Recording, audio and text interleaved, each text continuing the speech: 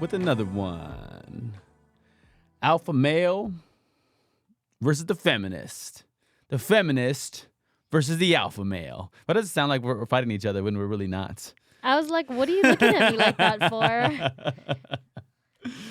All right, everybody. So let's hop into the discussion. Today we're hopping into this concept. So we asked ChatGPT the top 10 features of feminism, and we also asked ChatGPT the top 10 features of the alpha male philosophy, and we're gonna go over those, and we're each gonna give ourselves our own score, and we're also gonna give the other person a score, and hopefully we'll come with a complete score, and we'll be able to see how feminist are each of us and how alpha male are each of us. Before we jump off, Amy, how are you today? I'm doing great. Good. And so how do you think our podcast is going so far? It's going good to me. You having a good time so far? I think the scientist in me values a sample size. So the way I think through any topic is you have to do something enough times to figure out how well it's going. So it's, in other words, like something could go well 1, 2, or 3 times, and that's fine. The example, maybe I'll use an analogy of marriage. Like before you get married, you go on dates. The first 3 dates could be fine. But if dates 4, 5, 6, or even 10 or 15 or date number 20, if things are going downhill, things are going downhill. So far, so good. I feel like we've been able to have contact, communication. We've been able to, I think there's been enough surprise, even though you're my sister, you're my little sister, I'm your older brother. There's been enough surprise where there's comic relief. I think you're really expressive on the mic. I know I'm expressive. I know that's been shown throughout my life as far as being able to get the mic in different occasions. Anyway, That's my brief little assessment. What is your perspective on it? I think I'm enjoying myself.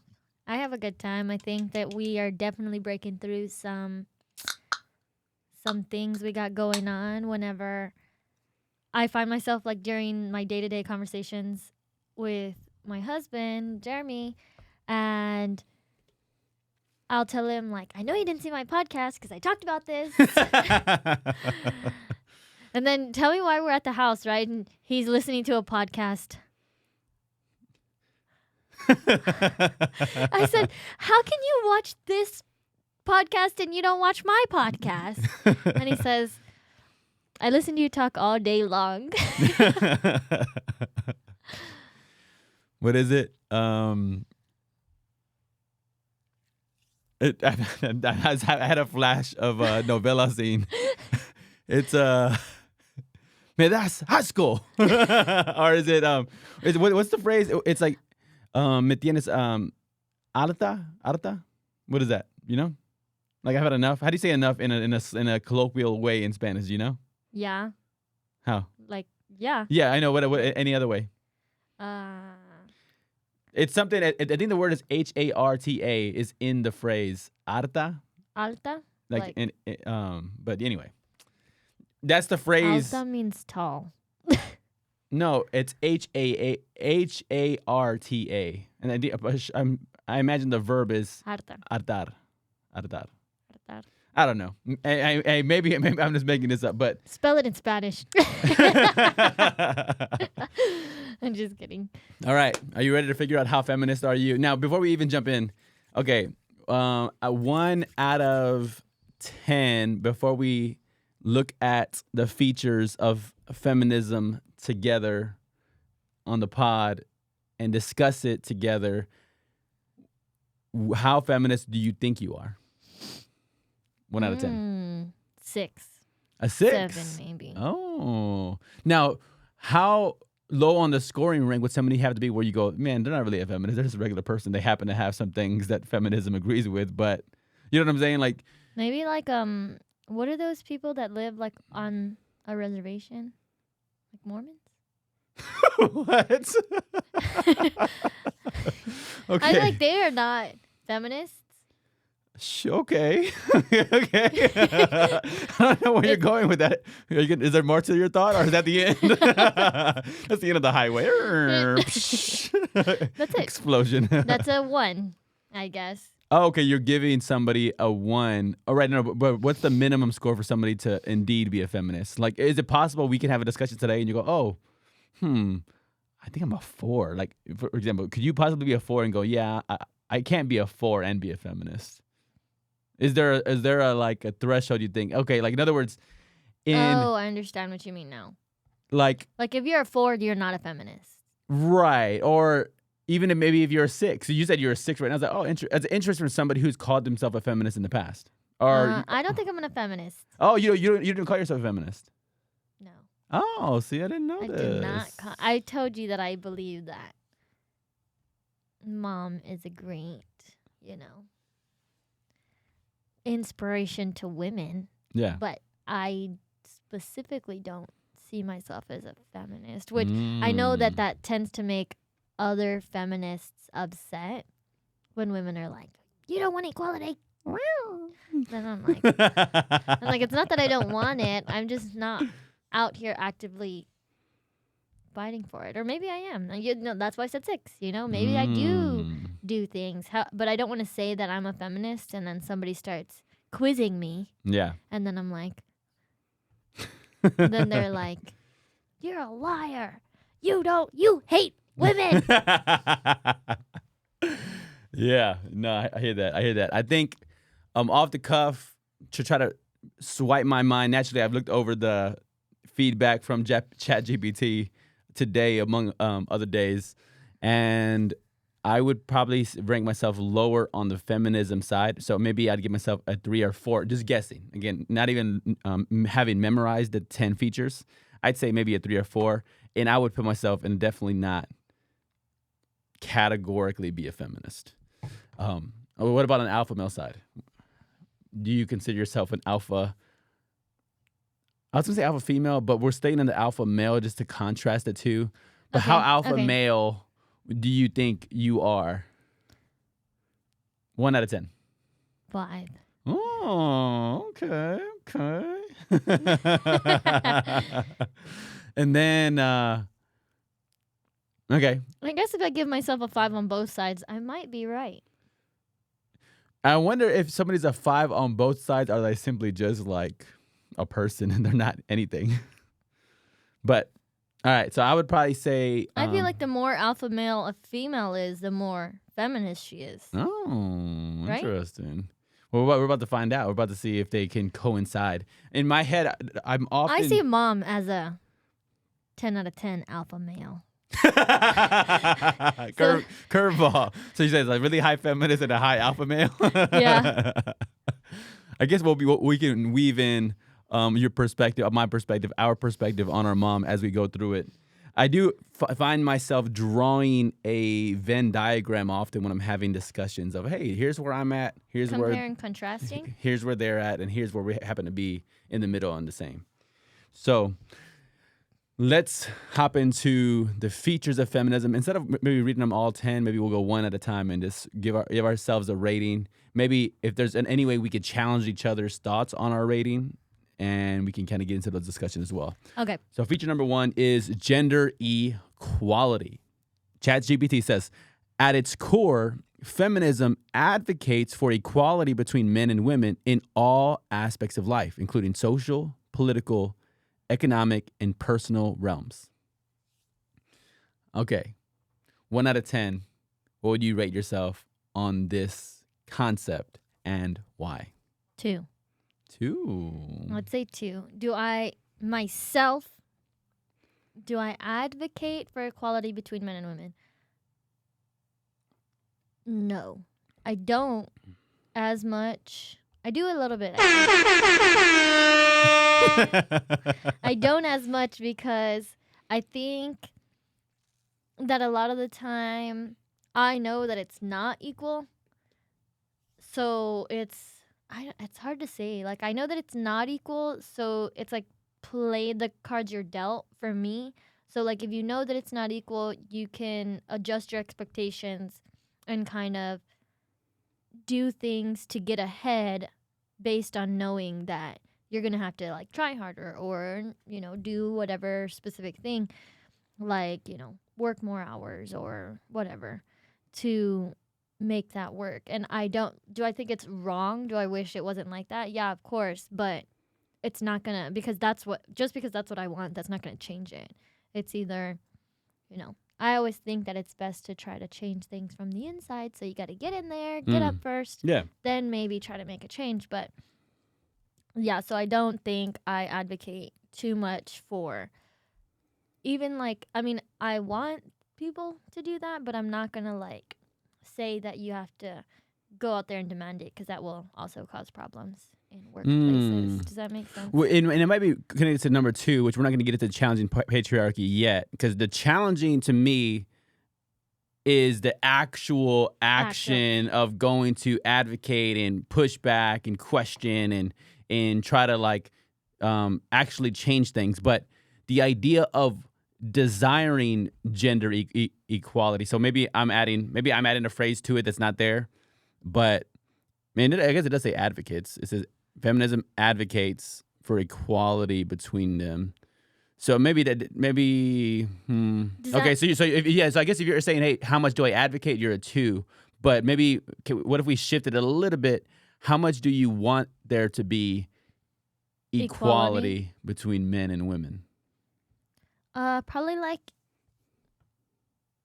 an 8. Probably an 8. I do think there's some things that maybe some things women just don't do. They don't do as much hard labor. Yeah. Stuff like that.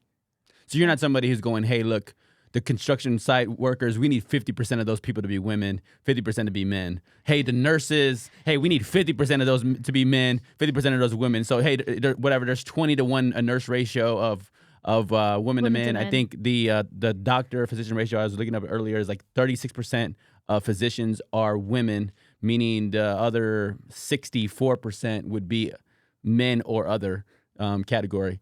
So you're not saying, hey, we need to fix this and make this 50%. I do not think so. It's funny that you even say that too, because Jeremy's Jeremy, my husband, he always says, if feminists want equality, why don't more women work at the construction sites? Why are there not more women outside? So I'm like, doesn't necessarily mean that, I don't even know. I'm just I don't know. He's always asking me these questions and fighting me like I'm some kind of feminist, like I'm this big feminist. I'm like, I don't know. I'm like, I think feminists just want, women to have that option. He's all, well, there's some women out there, so why are there not more women? And I'm like, I don't know. Yeah. I have no idea. Yeah. On this one, I might be asking questions about the word equality. What do we mean by that? Like when we say, hey, we want things to be perfectly equal between men and women, when interests seem to be different, or even so, let's take the classic argument of NBA versus WNBA. Why do you do that? Because we've had this conversation. Which part of it? Which memory of the conversation made you make that sound and express it with your face? Because we've talked about how the WNBA does not make as much money as the NBA, right? The WNBA doesn't make as much money as the NBA. Right. So I have in the past thought about the idea of,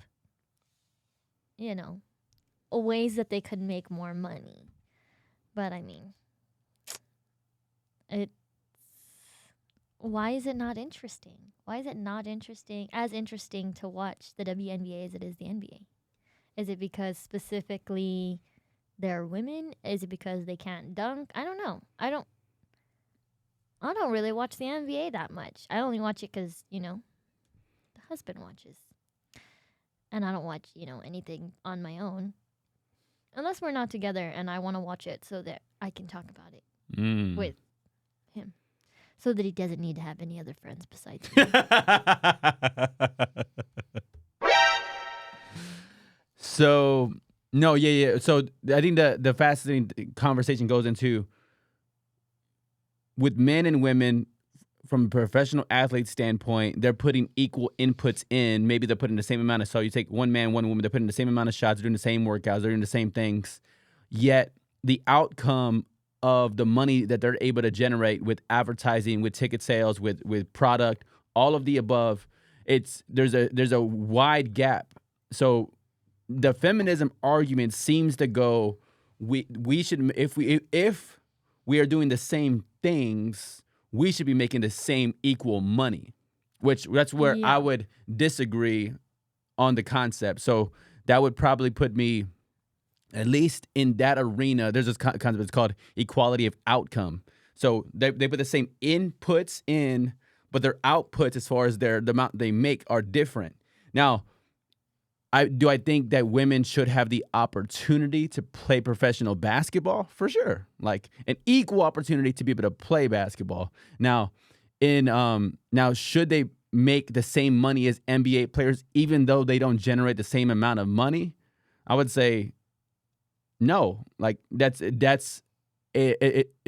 makes it unfair because they're being compensated or paid for something they are not generating. So that's why I would go, hey, I'm not in this idea of gender equality. I think it kind of ties into even my perspective on marriage. We talked about it briefly before. Ultimately, I believe the wife's responsibility in marriage, according to a divine plan, is her role is submission. That's her biggest challenge and maybe the biggest thing that she has to continue to work on. Even if she's fully on board with the concept, it's still a challenge for her. The man has to always work on sacrificing every part of his being for his wife. So, example, somebody breaks in on Monday. Gender equality is okay. Well, I guess I'll go ahead and go. Derek will go. But then somebody breaks in on Tuesday. Okay, well, gender equality. Go ahead, boo. Gender equality. You know what I'm saying? But I go, no. Like, I would go and I would argue to any man in a marriage. I would go, every single time somebody breaks in, you get your behind down there, protect your house, protect your family, protect your wife. You sacrifice yourself for your family. It's not equal. You understand what I'm saying? What do you think? I was cooking right there. Huh? Blew me away for a second. Whoa. I was cooking with some hot sauce and some hot grease, baby. Yeah, I definitely see that. I think I'm on the same page. I don't like taking out the trash. Yeah. I don't want to do it. Yeah. That's it. Yeah. So maybe equality of outcome I'd be different. Roles in marriage I'd be different. Roles in maybe even in parenting I'd be different.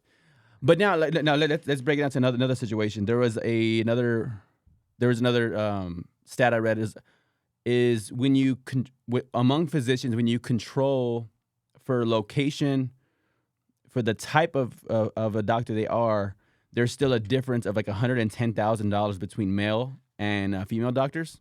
But then according to some, there's like 18 different factors that contributes to the pay gap. It's not just men just make more just by being a man. Sometimes it's women are more agreeable. They're more likely to agree with that which is what is put forward. They're less likely to disagree, and then so when they're given a salary or they're offered a salary, they're more likely to agree to the salary that's given, as opposed to disagree or push back and saying, actually, I want 20,000 or 40,000 or 50,000 more than what you offered. Mm-hmm. So it doesn't make it interesting when it comes to the ability to negotiate those things and how much people are rewarded for negotiating, pushing back, disagreeing with even a pay amount that's put forward. Definitely. Now, so maybe I'll argue. Does that go with challenging patriarchy?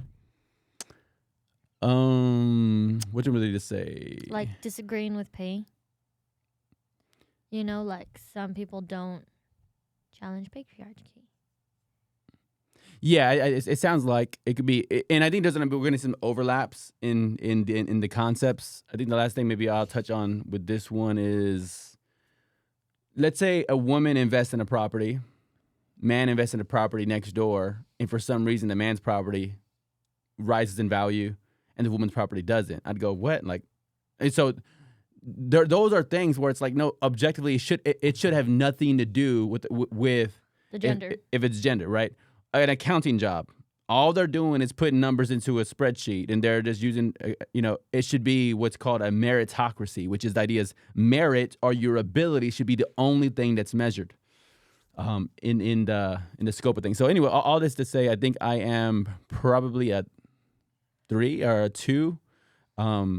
If my sister and another man were applying for a promotion, and she in what was required of the position, she has showed herself. And then, so pretty much, if they were exactly the same, and the man continued to get the role, and they seemed to have the exact same education, the exact same qualifications, and she could continue to not get it, I think I would be upset or disappointed that an organization would continue to overlook her just because she's a woman. So I think there's a part of me that goes, when I personalize it, I don't want my sisters, I don't want my wife, if I ever have daughters one day, I don't want my mom or my aunts, I don't want any of them overlooked just on gender alone. Mm-hmm.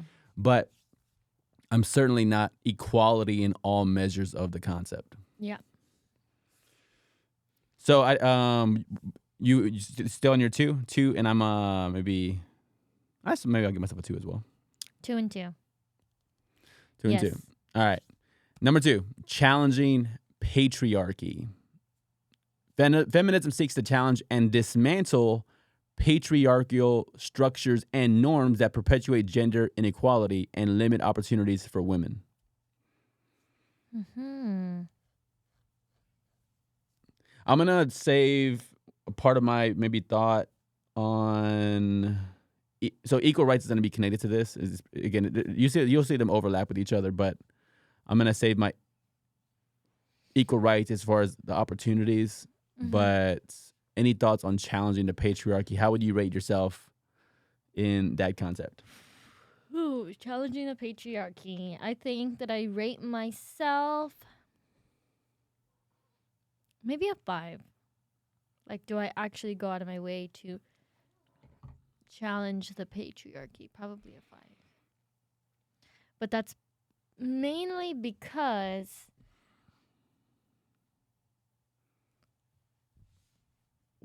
I myself do things like in, like running, let's say, the business, or doing work like, checking work with, mom's daycares and stuff like that. So I feel like I myself am doing stuff that puts me in a higher position, So I think that's my, like, challenging the patriarchy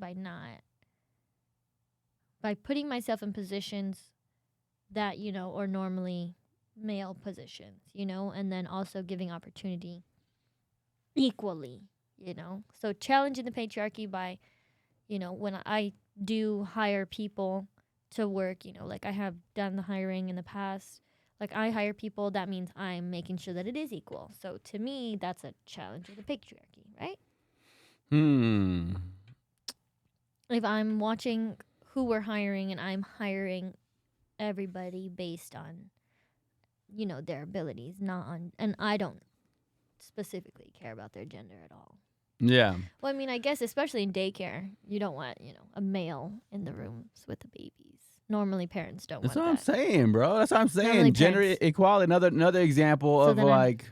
I'm 5. That's why I say I'm at a 5, because you cannot. Parents normally do not want their babies being watched and changed by a male. Preach it. I've been saying this concept. Do I have a button for that? No, that applied.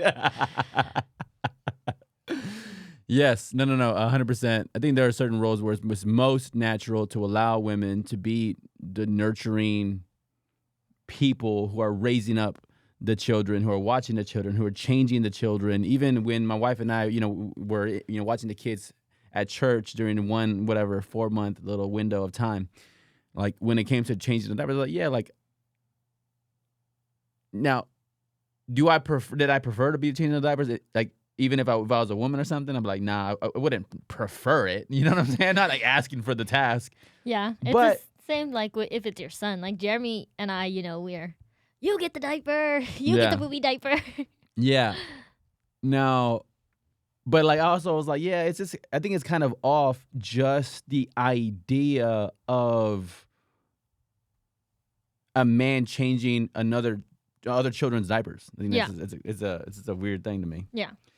And I mean, some people are like, oh, like thinking like that, that's the problem. Like, no, really, it's just you don't want to make anybody uncomfortable. You don't want to put yourself in a position that any of that ever becomes a problem. Yep. You don't ever want, you want to avoid those situations. And if really, like, you don't have to change the diaper. I mean, if let's say you're the only one watching this child, obviously you don't want the baby sitting there in a dirty diaper. But if that's not the case, if you can, then, don't do it. Right. Like, Now- some people do get, men or brothers to babysit their kids. So, I mean, in that point, obviously they do have to change them. But me personally, I wouldn't do that. And I don't let any males other than my husband watch my son. And even like ever. So, not alone Yeah. at least. So, Yeah. like if he's even with, let's say with my dad, then he's also with my mom. Yeah. Like he's not alone or anything like that. Mm-hmm. So The way I think about challenging the patriarchy might be a little bit different of the example you used of hiring. So I guess it's almost maybe,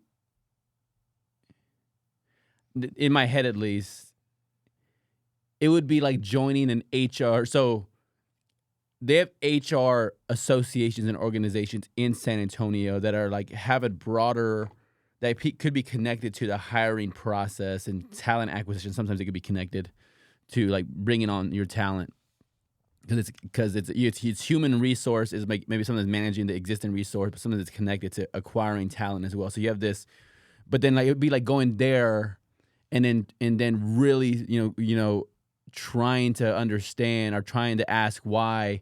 Hey, why is it that the leader of all of these smaller groups inside this organization are all men?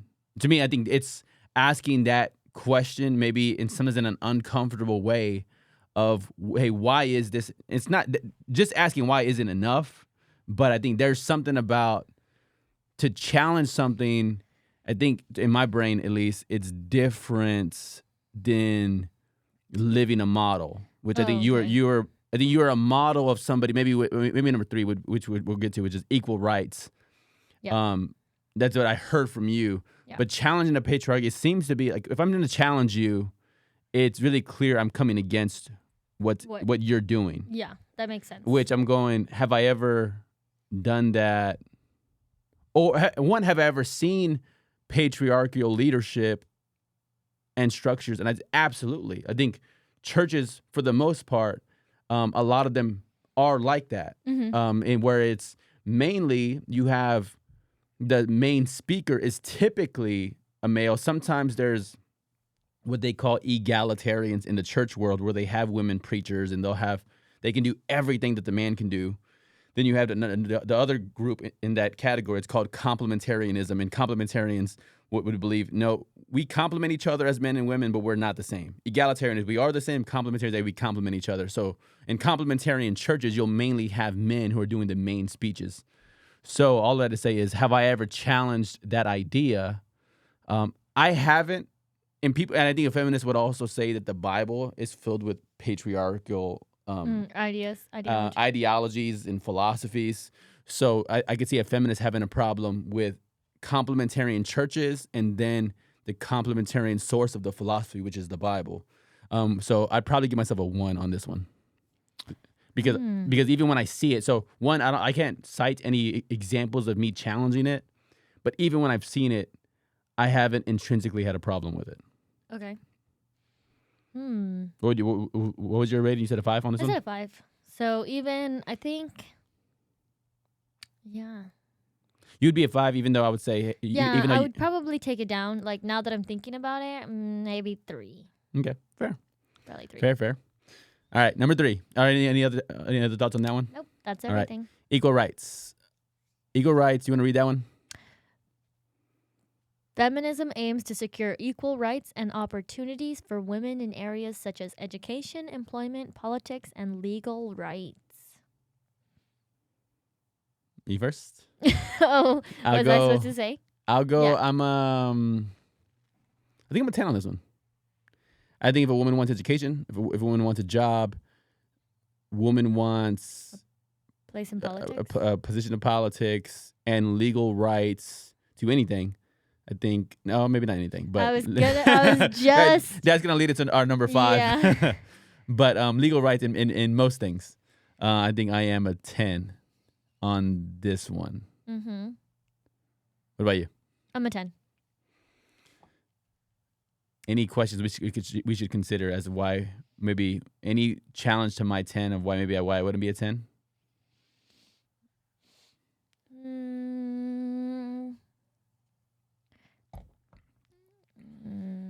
Would you want, let's say, a woman as your urologist? I mean, I know that there are some women urologists. Does a urologist look at like the man's wee-wee? Yeah, that's what urology is. You're right. So good question. I mean, no, I think I'd prefer a man. okay. In fact, when I went to I had in my culture in the Mexican culture, it's normal for us to develop skin tags, every now and then. So, Oh yeah. I had one I think on my neck, and then I had one like right below my belly button, and so we have insurance. It was like Angelita and I were talking about, hey, like maybe I can go. You could go and go to the dermatologist, and it's like, okay, I guess we pay for it anyway, so hey, let's just go. So then naturally, when you head to the appointment, I don't think they tell you if a woman or a man, and then also of how much of your body they're gonna be seeing or whatever. And also they don't. Inspecting. They also they don't tell you how young or old the doctor is, because in my head at least, like if a woman is gonna be seeing all parts of the skin of my body, I kind of want her to be old for whatever reason. Sure enough, she comes in, a young doctor, woman. So I was like, oh. You're like this. This was unexpected. Get out of here. But I think I practiced equal rights, and I allowed her to see whatever she wanted to Take say. your skin tag off. She had the assistant, cut off the both of the tags. So.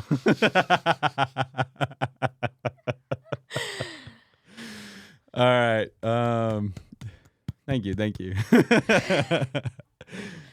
All right. Number 4. Ending gender-based violence. And all violence. Amen.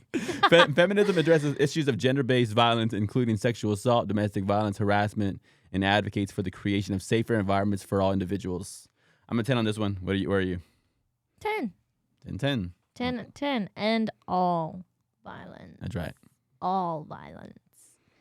Are we going to get that? Probably not. I mean, there's MMA and boxing. What do you suggest? People like violence. And that's another great example of why I don't believe in gender equality. If there's gender equality, let's put the men and women together in the same fights. I don't believe in that. That's why Well, I'm that's like, the same as like, are you going to put men and women WNBA players and NBA players together? no. Would you put a softball team of men and women on the same team so they run the same speed and hit it wait, never mind. I was like, Derek, we're on the same softball team. Yeah, I'm just playing. No, it's actually it is fun actually having men and women on a team. I think it adds some spice to it. But So. we get the small ball. That's true.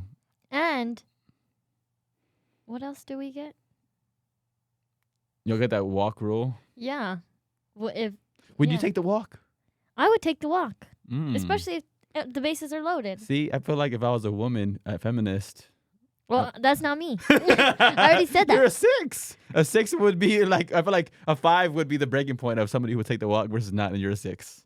It would be my opinion as far as the break off of. Well, fine then. I'm a 5. And if you're watching this and you're like, what are they talking about? Okay, so I'm gonna try to explain this weird softball rule, and you can chime in if you want to as well. So the rule is, I think it has to be 30 minutes into the game or something too. I didn't know that part. Yeah. Um. If you're 30 minutes into the game, go. Okay, I don't know about that part, so I won't include that part in my position, but we'll add that as a amendment to the Constitution. Okay, number. So the principle is, if you're in an inning and you have 2 outs, and then you have a male batter a male batter who's up, and the pitcher walks the male batter, and they're followed by a female batter.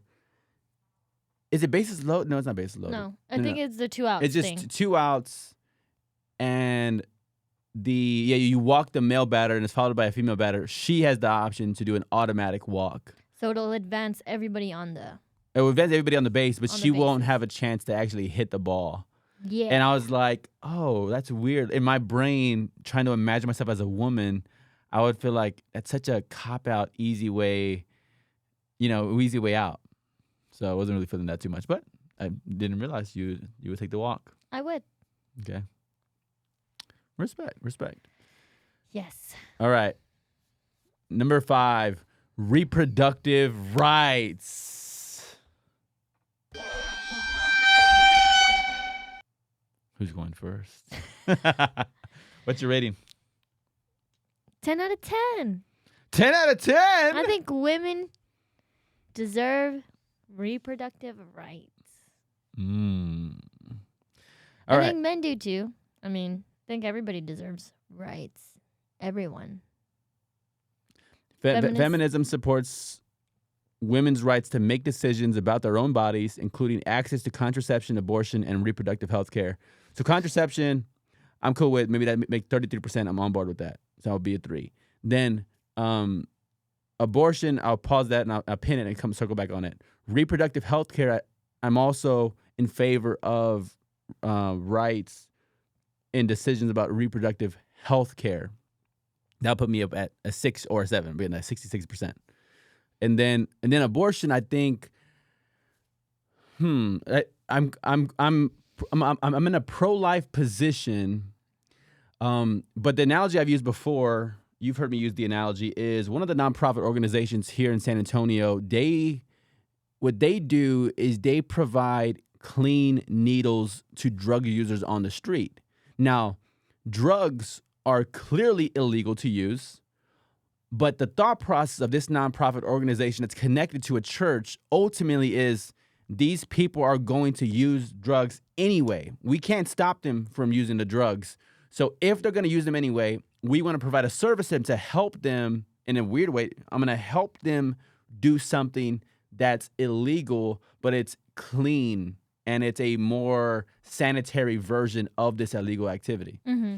So I find myself there. So when it comes to pro-life, I don't call myself 100% pro-life. I probably call myself 90, 95, 96, 97, maybe even pro-life.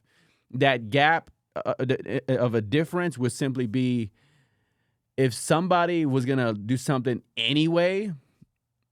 So if a woman was going to have... hang her, right? If a woman was going to have an abortion anyway, legal or not, would I want her to have medical oversight for the process? In my head, I think I would. But the thing about it is when you make it illegal is you do de-incentivize a lot of people from even getting to the point of getting pregnant. So maybe you encourage the use of contraception more than anything. So now how would you figure out if somebody would do it illegally anyway? That would probably be a challenge in the mix. But I'm an advocate of typically if there's a weaker and a stronger person, let's say if a man and a woman are fighting and I need to intervene because, hey, it's a tiny woman, it's a big man, I'm going to intervene for the weaker partner, the woman. If a woman is beating on a little kid who's 3 years old and there's a violent beating on the kid, I'm going to intervene and protect the younger woman. Now, if it's a woman, again, and the being inside of her, in this case, a fetus or a child or a heartbeat or whatever this is inside of her, and it's her versus the child, then I'm going to advocate for the being inside of her in that context. So I'm, again, pro-life probably 90% or 95%, but I'd want some kind of medical sanitary oversight in the context of women who were going to do it anyway, and there's no way to stop them. So I still like the idea of it being illegal, but I like there to be some way of if people were going to do it illegally anyway. So I know that's kind of Under the table clean abortions. Kind of like that. Like an example would be if somebody. I asked myself the question: if it was illegal all in the United States, and a family member, a friend of mine, was gonna do it, she just told me, and somebody I could trust her word that she was gonna have the abortion. Period. Like there's no escaping it. And she was trying to raise money to get to a country to do it in a safe way. Would I contribute? In my head, I think I would. And is that a contradiction? Because again, she's in one version, she's killing off a life inside of her. I think I would be helping that in some way. But if, again, she's going to do it anyway, I would want her to do it in a safe way. Mm. So I'm a 6 on this one, maybe. You would be a 10. 10. All right. No change after hearing that. Any of that, or even any other thoughts? So 10. Still a 10. Okay. Okay, so now you have 3 10s. You were I was a 10. 10 on equal rights. Equal rights. 10 Ending on- gender-based violence. and a 10 on reproductive rights. Yeah, but I was a 2 and a 3 on the other ones. So I think that averages me out a little low right now. Okay. Number 6, you want to read that one? Yes, number 6.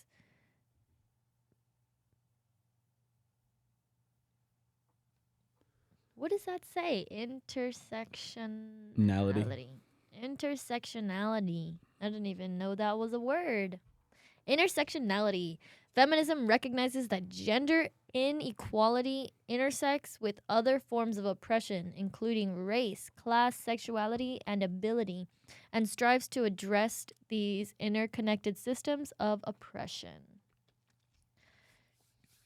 I have no idea what that said. Da-da-da-da.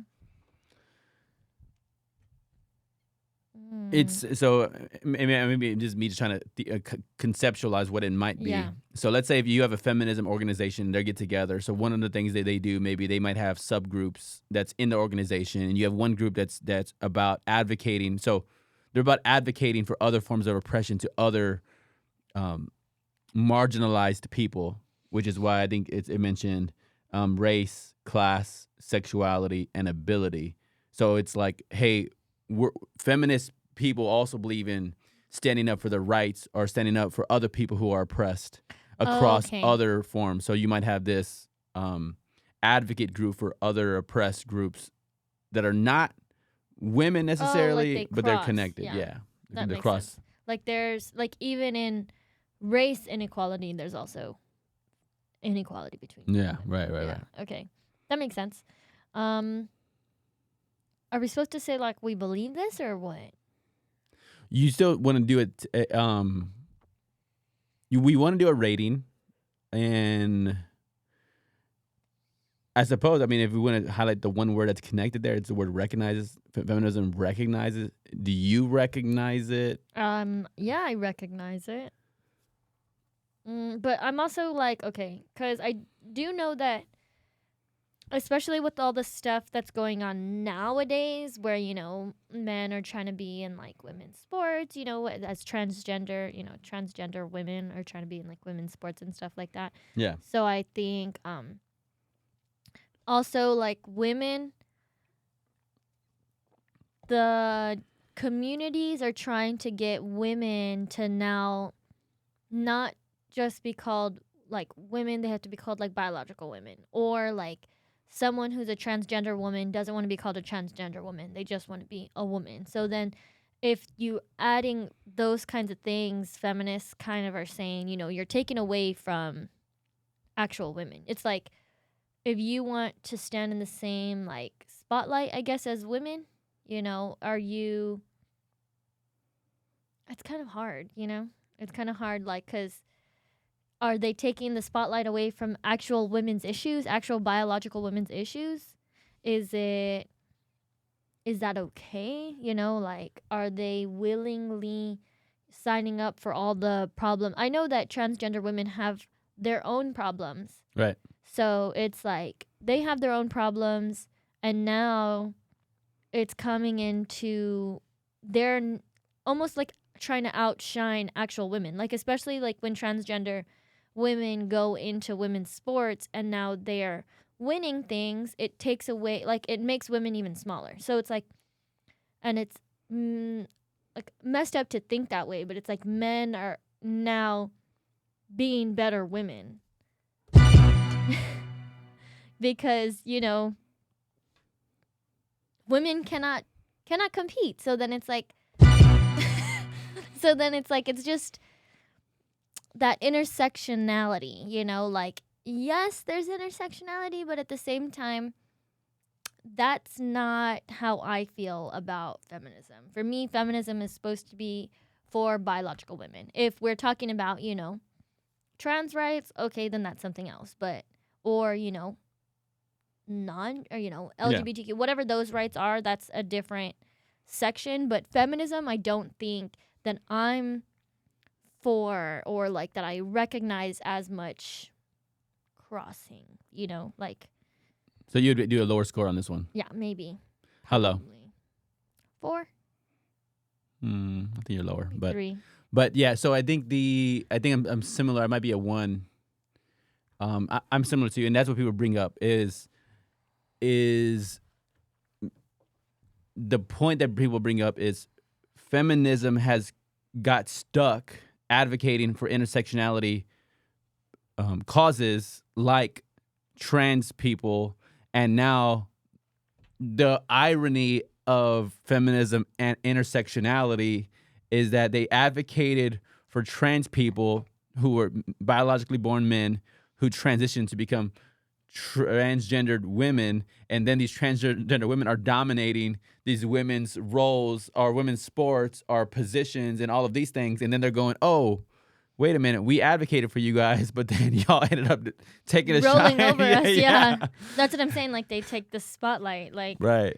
So right, I'm probably like, we're still here. right.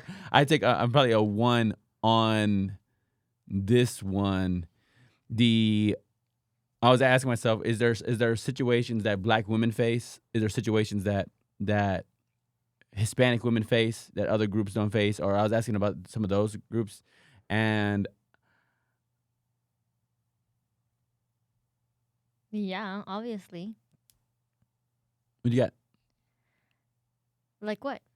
Like, just challenges that Black women face, or challenges that Mexican women face, or Hispanic women, or That are you know, exclusive. any Okay, so yeah. So right there, that are exclusive to those. that exclusive to women. So let's say if we're saying feminism is like the concern with all of the ways that women are oppressed. So maybe let's say a normal functioning person is an 8, but then women are pressed down to a 5, but then Hispanic women are pressed down to a 3. Black women are pressed down to a 3 as well, and like so, there's additional oppression that these cross sectionality. Oh, I'm in your way.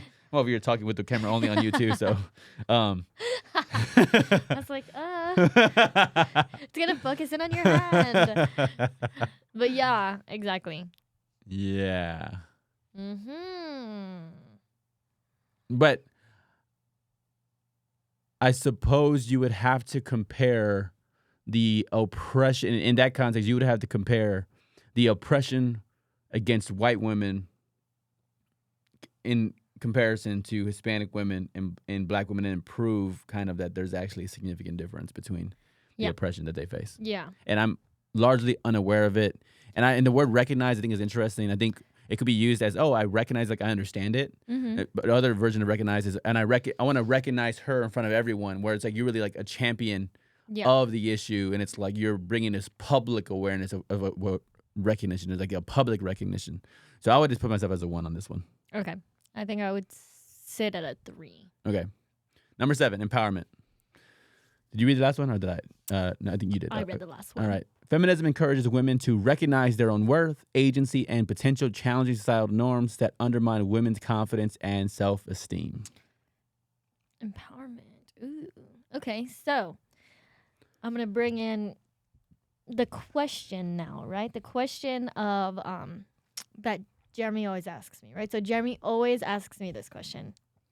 He says, why do you think women want to get married? So, like, I don't know if you've ever noticed or if you even see, like, women do it a lot, but a lot of women are always like, oh, like, I want to be married already. Or, like, they'll put the memes that are like, goals for 2024, get married, like stuff like that. And he's like, why do women always want to get married?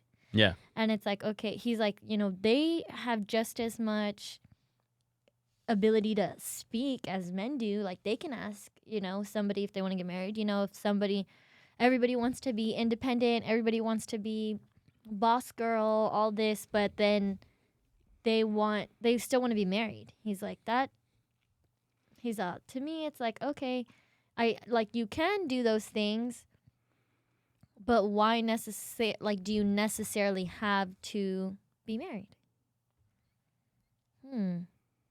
Crazy. If they had the empowerment they're supposed to have. If they had the empowerment they're supposed to have, they wouldn't want to get married? Or like, why? Yeah, what's the need? Like,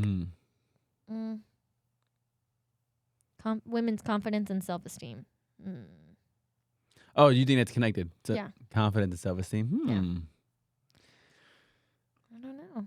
And then you said you knew my answer based on Because, Jeremy's asking me this question, right? Yeah. And I said, I believe that, like, if I ask my brother, Yeah. obviously, if you want to have kids, as a woman, you want to have kids, you're thinking, okay, if I want to have kids, especially if you're doing things through the church, you specifically, Yeah.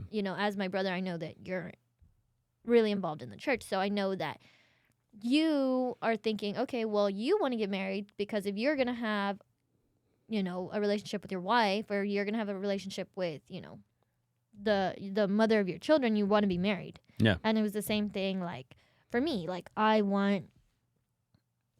got married and then I had my son, So it's like, I knew that you would say, if you want to spend the rest of your life with somebody, you want to do that in front of God, So that's what I thought. It's not so much about you want to, as a woman, like, have power, but it's also making that sacrifice too. Like, are you going to sacrifice yourself to be submissive, as a wife? Yeah. It is interesting. I do think about it from a church lens or a faith lens or a Bible lens, and in that lens comes from I wonder how much of it is ingrained in us and how much God designed us that way, because the scriptures do tell us that that's in there. Like, even in the book of Genesis, it talks about, like, when Adam and Eve, they ate the fruit and they were tricked and then they were cursed, and man was cursed in regard to work, and woman is a curse in regard to the pain in giving birth, and she was told that her desire would be for her husband and he's going to rule over her. And this is a really counter, right, to this idea of feminism, back to it, right? It's like, and then, but it's, but then I just look at real life and I go, is it true that a woman's desire is for a husband? Like, there's something oddly ingrained in there, regardless of most Religion things. or not. Yeah. And it's interesting too, to talk to successful women and who are doctors or lawyers, and then to hear them speak about the regret of choosing and putting their career and education first, and then Getting too old for kids. not getting married, and then menopause coming, and now it's real. It's never going to happen. Yeah. It's never going to happen, biologically or naturally with them. Yeah. So it's a fascinating concept of. So the question of why do women want to get married? My first answer would be, I think women are wired that way because I believe the scriptures have, like, my first opinion there. And then two, traditionally, if we're talking, so there's concepts like epigenetics or like evolutionary. That's something that I like discuss. I don't know how much I believe like inside of me, but I believe it's cool to discuss. It's asking the question through the evolution of our history.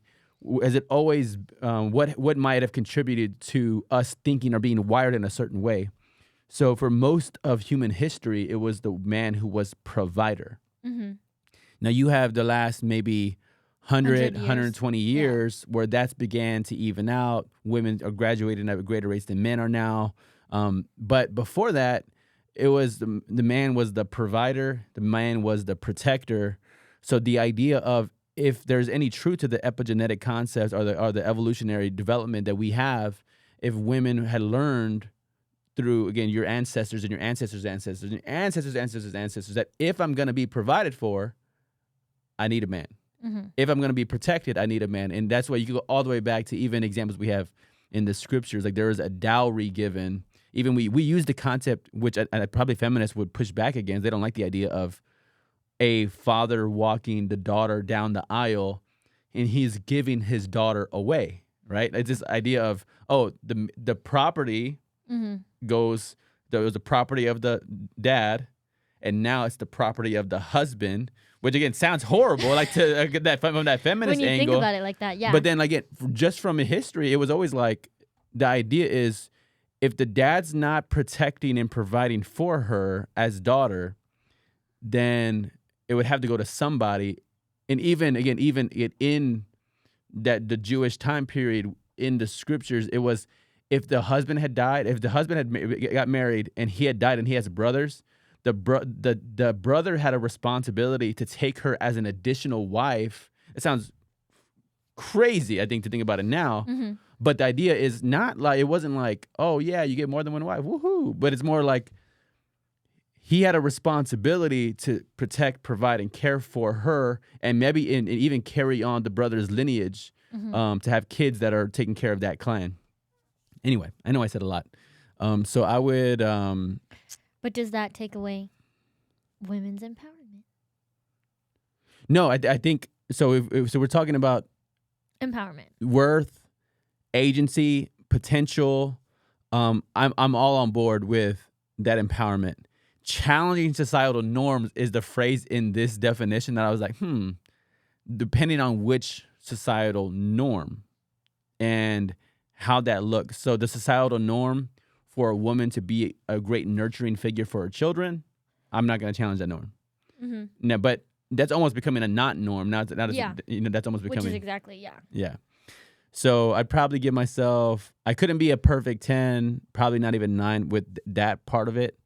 And I don't believe in undermining women's confidence stuff. I feel like I want to boost that as high as it could be. Mm-hmm. And I always think you could have humble confidence without getting into like an arrogance that corrupts you and changes the way that you look at life. So I'd probably give myself an 8 on this one. Probably the only reason not is because I don't believe in challenging societal norms. And I like that broken down more and maybe more nuance on that phrase. Yeah. I guess myself...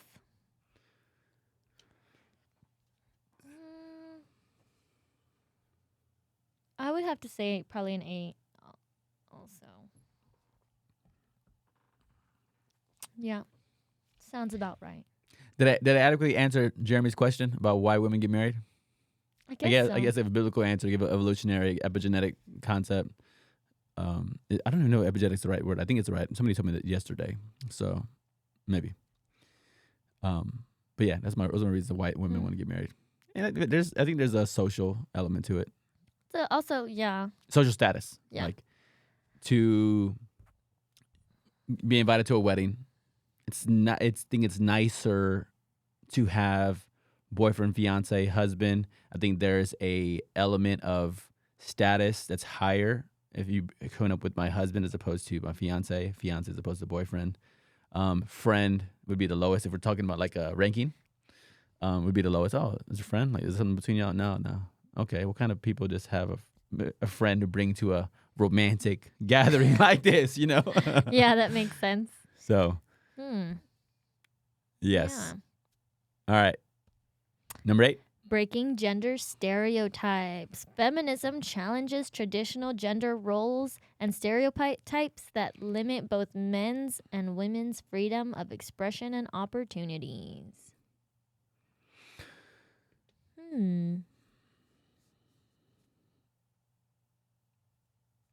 Oh, okay. So I think that I would rate myself for this one. Ooh. Just thinking, okay, women, like, because I'm looking at it and it says women's freedom of men's and women's, like I guess, men's and women's freedom of expression and opportunities. It challenges, again, there's that word, challenging those things. Am I challenging those things? Not so much like how you said, like being a part of any kind of group that does anything like that. Yeah. So for me,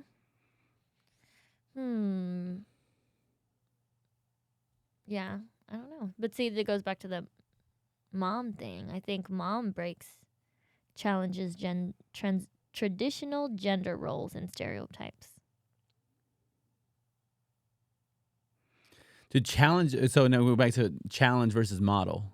That's true. So to model it Yeah, and to that's challenge true. it. Yeah, then maybe she's not a challenger either.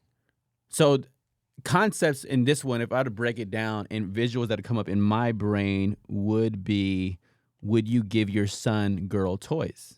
Right? This is like that's this idea of would you Probably not. allow son to put makeup on?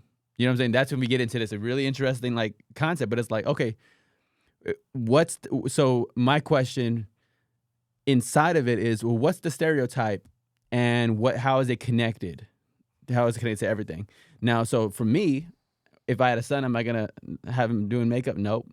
Painting his nails? Nope. Can he choose that?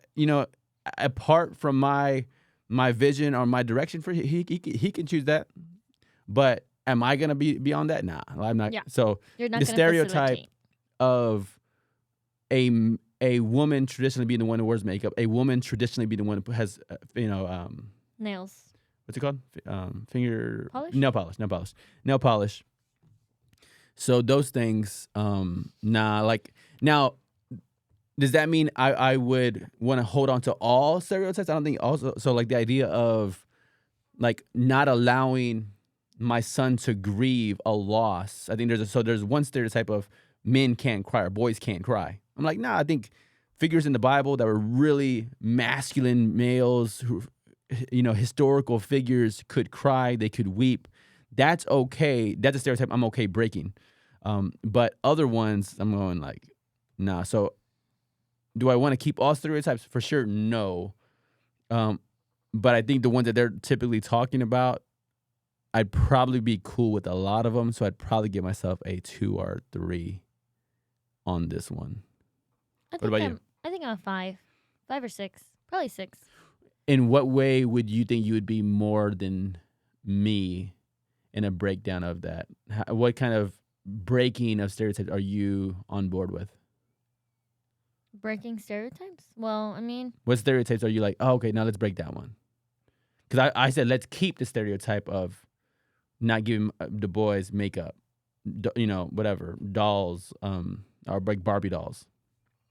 So I personally, I wouldn't do that. I wouldn't buy, Barbie dolls for my son. Yeah. But not only because he's little, but like even, let's say later on. So let's say we are somewhere, let's say we're at a daycare center or we are at, mom's house and she has a Barbie doll and he wants to take it.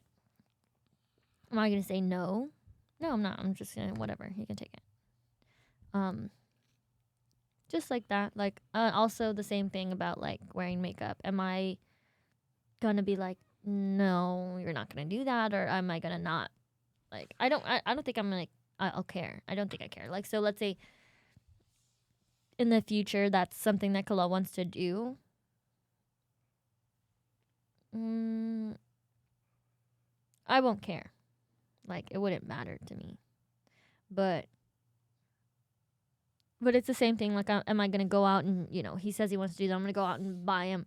He wants to keep one Barbie doll. Am I going to go buy him a whole set of Barbie dolls? He says he wants to, put on tinted chapstick. Am I going to go buy him MAC brand, MAC lipsticks and foundation and all this kinds of stuff? No, probably not. I'm not super big either way. So I'm not going to stop anybody or like discourage or not encourage, but I'm also going to not overly encourage different things also. Well, I think the word that gets me is breaking the stereotype, breaking the gender stereotype. So breaking in my head, as I'm fathoming the concept, it's purposefully going against the stereotype. So what I'm hearing you describe is you're going like you'd kind of let the river flow almost in some ways, but to me that's not breaking. I guess breaking would be building up a dam on that river and then pushing the water in a separate direction. Yeah. You know what I'm saying? Yeah, then I guess not so much. I mean, some things like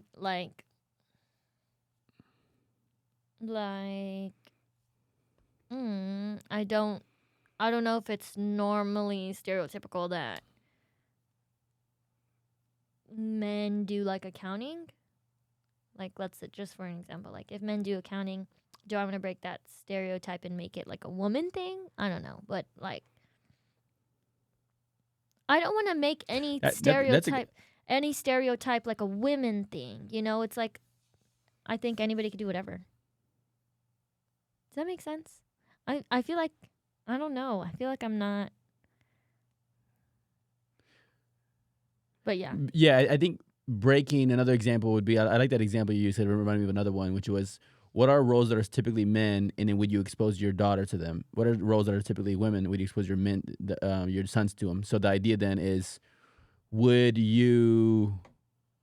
So the example that I could see myself in breaking a stereotype would be, would I allow my daughter to work on, hey, going with me to change the oil in our car or changing the brake, just so, hey, you know how to do it. We're going to break this stereotype to ensure you know how to do it in case something ever happened. Hey, you know how to change the tire. You know how to change the brakes. You know how to change the oil. You have this skill, so we're going to break that stereotype. So to me, I go, okay, again, is it breaking no? I think I'm okay breaking some, but it doesn't matter which ones we're actually talking about. Yeah. So now I was asking myself, is there the roles that are typically women? Nurses would be in that category. Would I have any problem, like my son becoming a nurse? No problem at all. Man being a hairstylist. A friend of mine, probably the most masculine dude I know, was a hairstylist. So it's like crazy to even think about. So I think I'd also be cool with that. I don't know if I'd expose him to it purposefully. Yeah. But I know what you mean. I guess I will break some of them. So like I would break a lot of them, but and then I would, like you said, let the river flow on everything else. You know. All right. What would your rating? 5. All right. Number 9. Your turn or my turn? Your turn. Inclusivity. Feminism seeks to be inclusive and welcoming to individuals of all genders and identities, recognizing that gender equality benefits everyone. I think that takes us back to that intersectionality one. No? I think there's crossover. Yeah. There's intersectionality with that one and the inclusivity. Yeah. Yep. So probably the same for me at 3. Maybe a 2. Well, I think the phrase that says gender equality benefits everyone, I don't know. So back to me having such a low rating on number 1, which was the gender equality, but I'm not convinced gender equality benefits everyone. Again, the vivid example I used, which is, again, me sacrificing 50-50. myself. Oh, yeah. 50-50 with my sure. wife. I'll go, no, I sacrifice 100%. I would say 2 for me. But I do like the idea of being inclusive and welcoming to individuals from all kind of backgrounds. Yeah. But so I like the first part. I don't like the second part. Also, like, inclusive as in they can be feminists also? Or just like they can be in the groups? Or I'm confused. To be inclusive and welcoming to individuals, you know, inclusive on them being in the feminist group, inclusive on them, you know, what? How? Yeah. I don't know. Yeah, that's what I was thinking. I was like, Not inclusive. I like the word inclusive. I like being that. I like being welcoming. But then the second part. So I probably end up being like a 3 or a 4. Makes sense. Last one. Global perspective. Feminism acknowledges that gender inequality is a global issue and seeks to address disparities and injustices on a global scale. advocating for the rights and empowerment of women worldwide.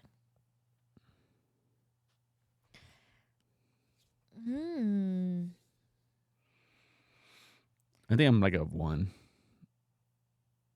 Yeah. For myself, I mean, yeah, worldwide is crazy. Like even the people that live in like the Amazon, you know? Yeah, and the example that came to my mind was, I guess it was women from the Middle East not having the opportunity to go to college, and then the idea of feminists trying to raise awareness about that global problem so that somebody could step in and do something about it, which is kind of like the awareness of it. And then it's like, hey, am I going to do something? Am I going to donate money, donate time, volunteer, raise awareness, go door knocking, campaign, social media posts, or whatever it is, like all these things go, yeah, I'm not really interested. Yeah. All right. Yeah, not me either. All right. Probably a 3. Okay. So naturally, I guess we could go back later and tally up all this, but what do you think you landed on your overall assessment of all this? 6. Which is what you started with? 5, maybe. Maybe a 5. No, probably 6. Okay. So right around what you would have thought. Right around where I thought. You think I landed around the same? What was your initial? 3, I think. Yeah, probably. All right. Yeah. Are you ready for the alpha male content? Yes. All right. We asked ChatGPT, what are the top 10 features of alpha male philosophy? And it gave us these 10 features. Number 1 being dominance. Is the alpha male philosophy often emphasizes the importance of asserting dominance and control in social interactions and relationships. Dominance. Do I have that? Am I like that? Let's see. Yes. So for me, I would say 8 out of 10. Yeah. Why so high? Because I do like to have control in social interactions and relationships, which that other 2 points, I guess, would be that I do let Jeremy be in charge of things. Well, I guess, I try my hardest. Whenever somebody says, I go along with whenever somebody says they try their hardest, I'm like, like it's so crazy of an idea for anybody to try anything their hardest. I'm like, unless it's like, hey, I'm gonna try my hardest for 5 seconds. You know what I'm saying? I could believe a 5-second try your hardest, but like try your hardest is crazy. Okay, so like with I do try my hardest to follow Jeremy's lead for certain things, Like if he really wants to do something, I'll try my hardest to move and shift and do whatever we have to in order for us to do whatever it is that he wants. Fire. Yes, I have myself as an 8 on this one. Examples are, I'll recognize patterns, and then sometimes I get frustrated by patterns, and then I change the patterns, and I'll give you the example. What I'm like, when I started interviewing attorneys online or even in person, what would happen when you're trying to schedule time with anybody is one person says, hey, when are you available? And then, oh, okay, I'm pretty free. When are you available? Now, we both wasted 2 messages right there.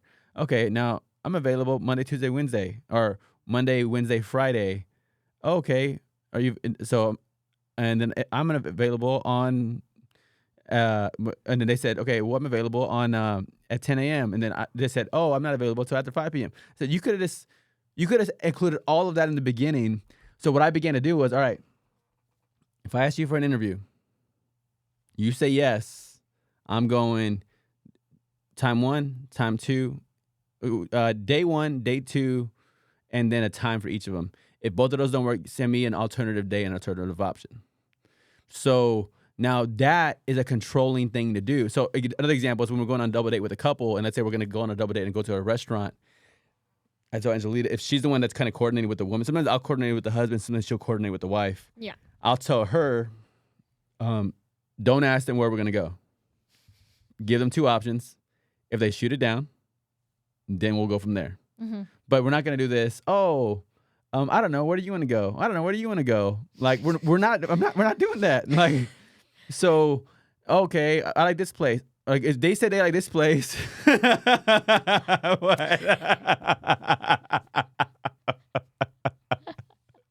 Explain. We're not doing that. We're not doing that. No more of that anymore. Right. So I have a lower tolerance for wasted social interaction, especially over text. That's not any kind of meaningful connection. We're just trying to plan something. So we're going to plan something, and all we're trying to do is get to a restaurant. And if I know my wife has a more particular palate, she doesn't like any place that we go to. So let them know the 2 places that you actually want to go to, and they have the opportunity to project them. Mm-hmm. We're still leaving it. So the reason I give myself an 8 and out of 10. I think a person at a 10 might go, hey, we're going here. We're showing up at this time. Good with you? But as an 8, I'm going, hey, I'm giving you 2 options.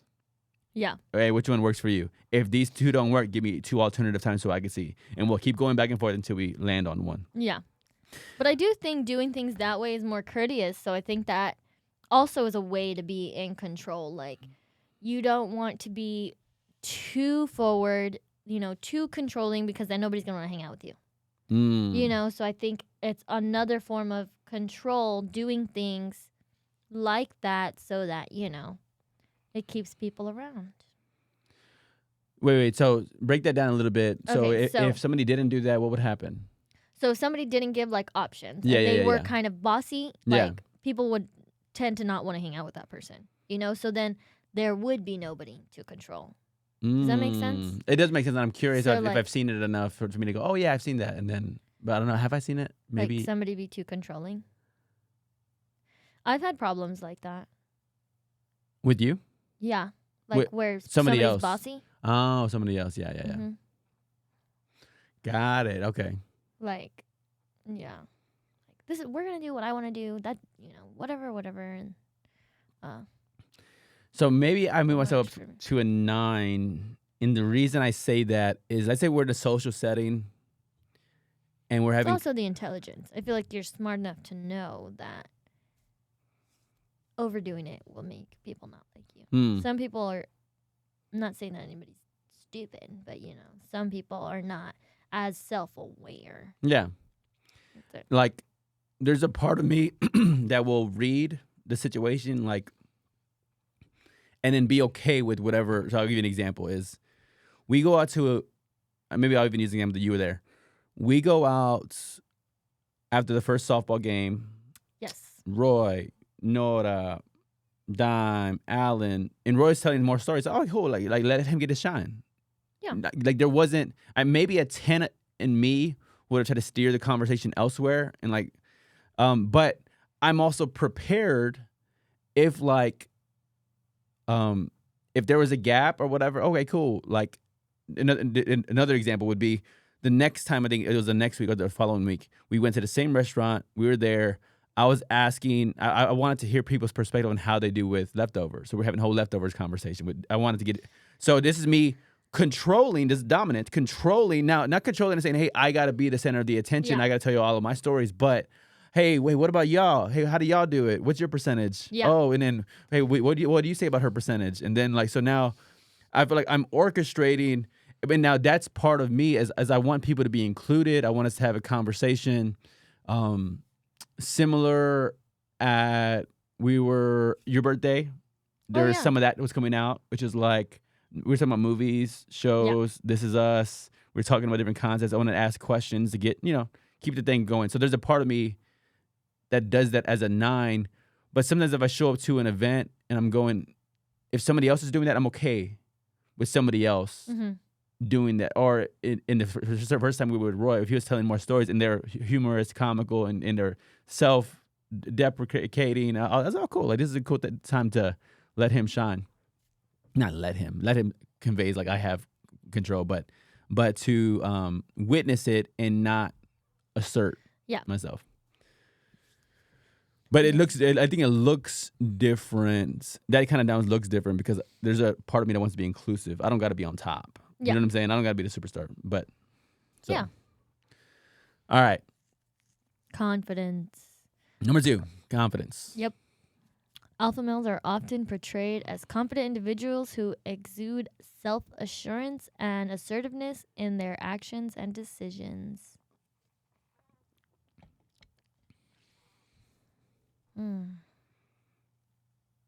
I think that goes into what we were just saying, the dominance thing, don't you think?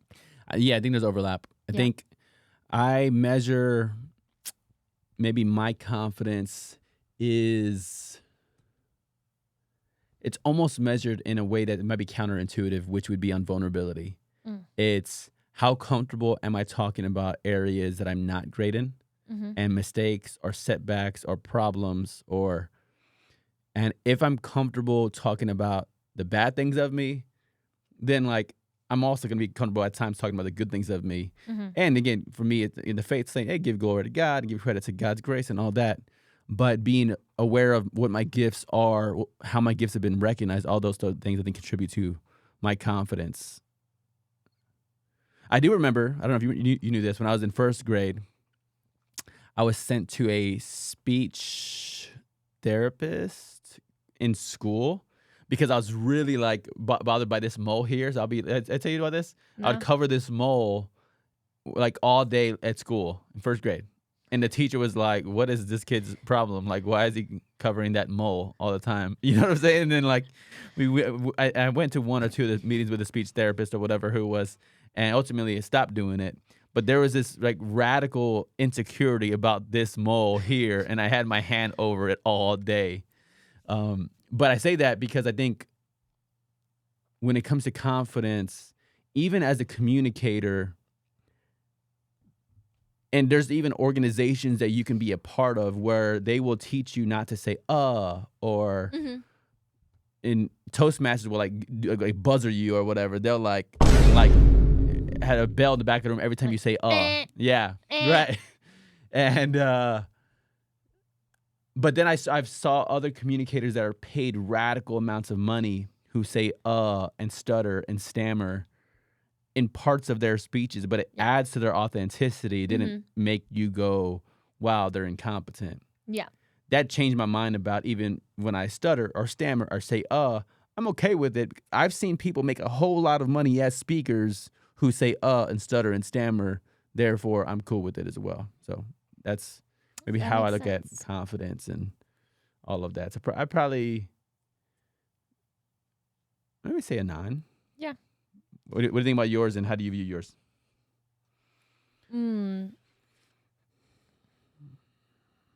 I would say 8 for myself. There's some things I don't like thinking about myself. So, but for the most part, I'm chilling. So you saying you don't like thinking about it, I won't ask you to talk about it, but are you purposely not talking about it? You purposely want that to be vague? Purposely not talking about just things that I'm not happy about. Or like, let's say like that I'm not confident about, right? So some things I'm not confident. I'm not confident in being like, sometimes the way that I think, some like, and it's not a problem to talk about either. Like some ways that I think is just, how I conceptualize things, right? So it might not be conventional or right, and there might be somebody who can counter me. So I'm not always super confident in, always conveying my thoughts, right? So like I have this bubble theory, right? So like I call it a bubble theory. Yeah. Or hypothesis, whatever the correct term is. See, that's what I'm saying. Like I'm not confident in saying some things. Okay, so like my bubble hypothesis or theory is that when you're in proximity with somebody, or when you know somebody or something, your thoughts kind of float like in a bubble, right? So like whatever your thoughts, let's say it's like a giant bubble of your brain, right? So whatever you're thinking about more takes up more space in your bubble. So like have you ever been in a position where you are with your wife and then all of a sudden you both are craving like the same food?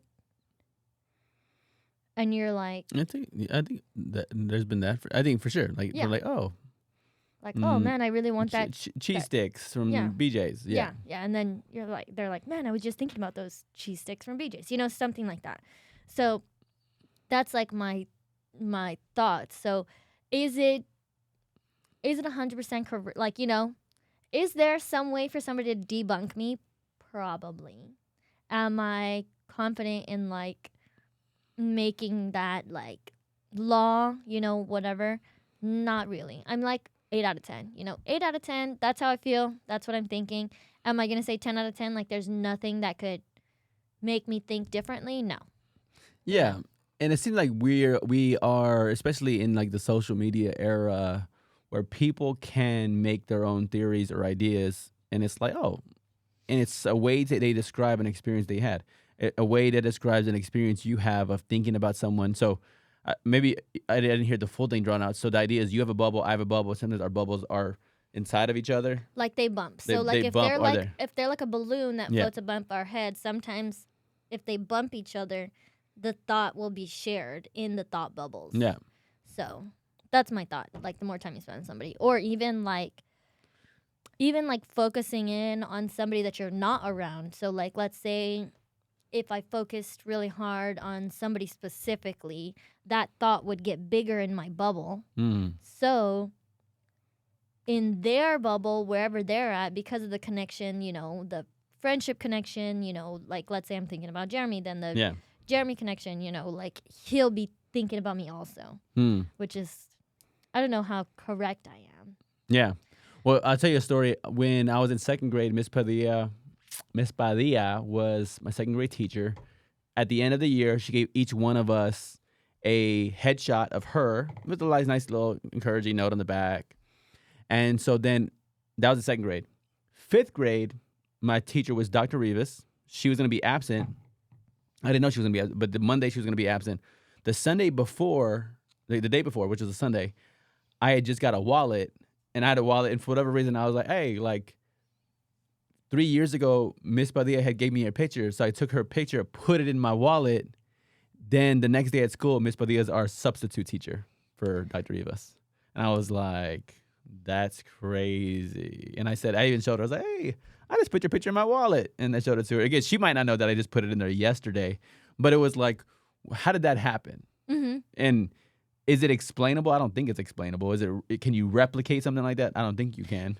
So that's my thoughts also, right? So let's say Miss Padilla, right, on Friday or whatever day it was, she knew she was going to be a sub on Monday, right? So she's thinking, oh, I'm going to be a sub for this class. Oh, I think Derek's in that class. Derek is in my she's probably thinking about all the students in your fifth grade class that she has previously seen. So in her thought bubble, Right. she's thinking about her students. She's thinking about you. So you randomly get this wallet, right? And randomly think, oh, for some reason, she's thinking about you. It kind of, almost like radio frequencies your bubble. Like telepathic. Yeah. Yeah, so that's my assumption, right? So I think the more you think about something, the more space it takes up in your bubble, the bigger it is, the more, it's going to touch the edge of your bubble, and things I think at the edge of your bubble is what can bounce off and hit someone else's.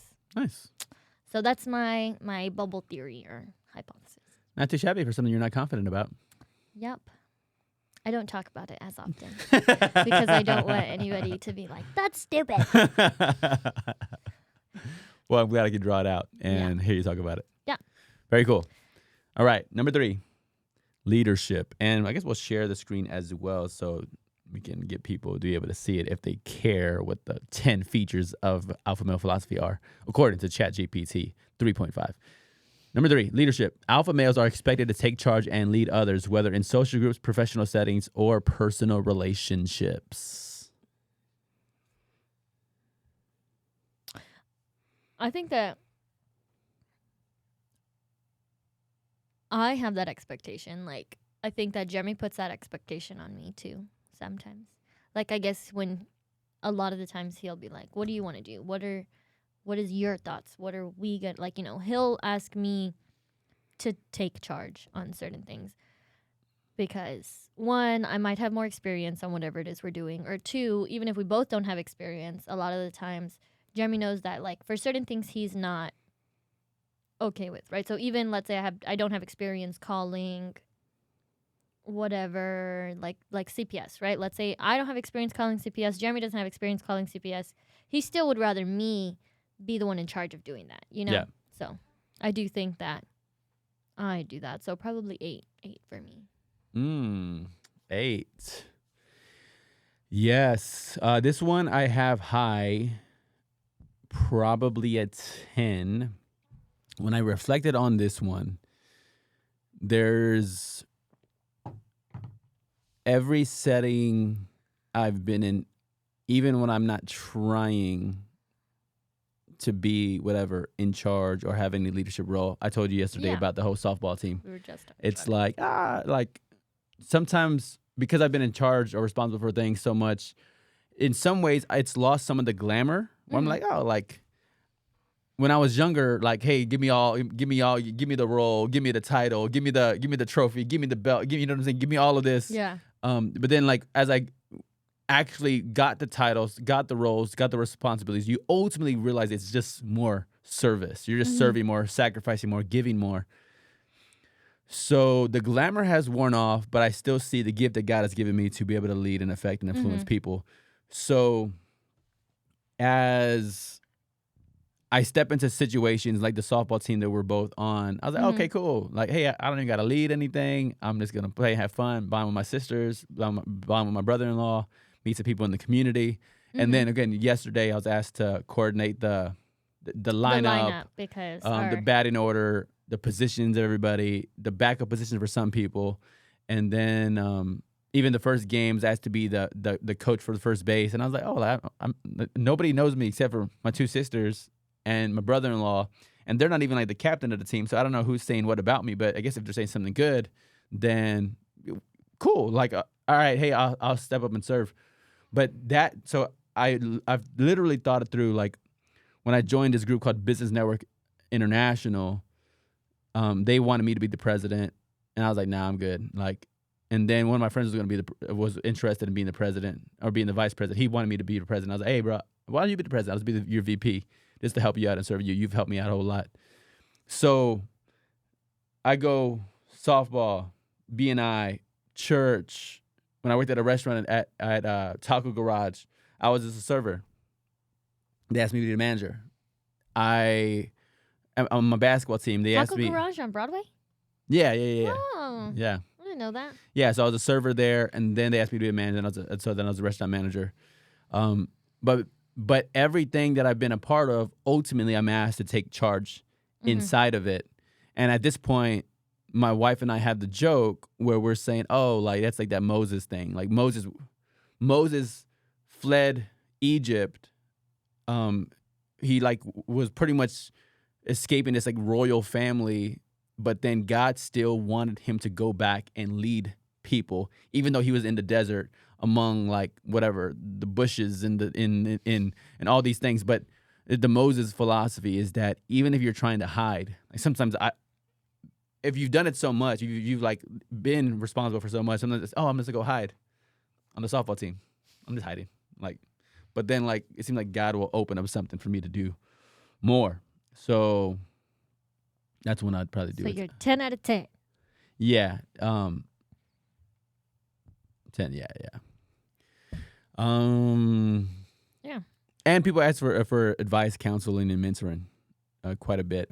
On the last one says personal relationships, and then so I think that's often what I'm doing. I'm giving advice or counsel or things, and people make assumptions about me. Again, they're good. So stuff like the books help. The different accomplishments along the way have helped with those things. So yeah. Assertiveness. Number 4. They are assertive in pursuing their goals and asserting their interests, often without hesitation or apology. 10 out of 10 for me. Yep. How's up? How's up? Also, I do think, especially like my hobbies, what I do as far as like I watch Kalal all the time, right? So I'm really like I always like spending all my time with Kalal. I say it right now, right? Well, Kalal's not here, but like I enjoy spending all my time with Kalal. So like that's something that I personally like doing.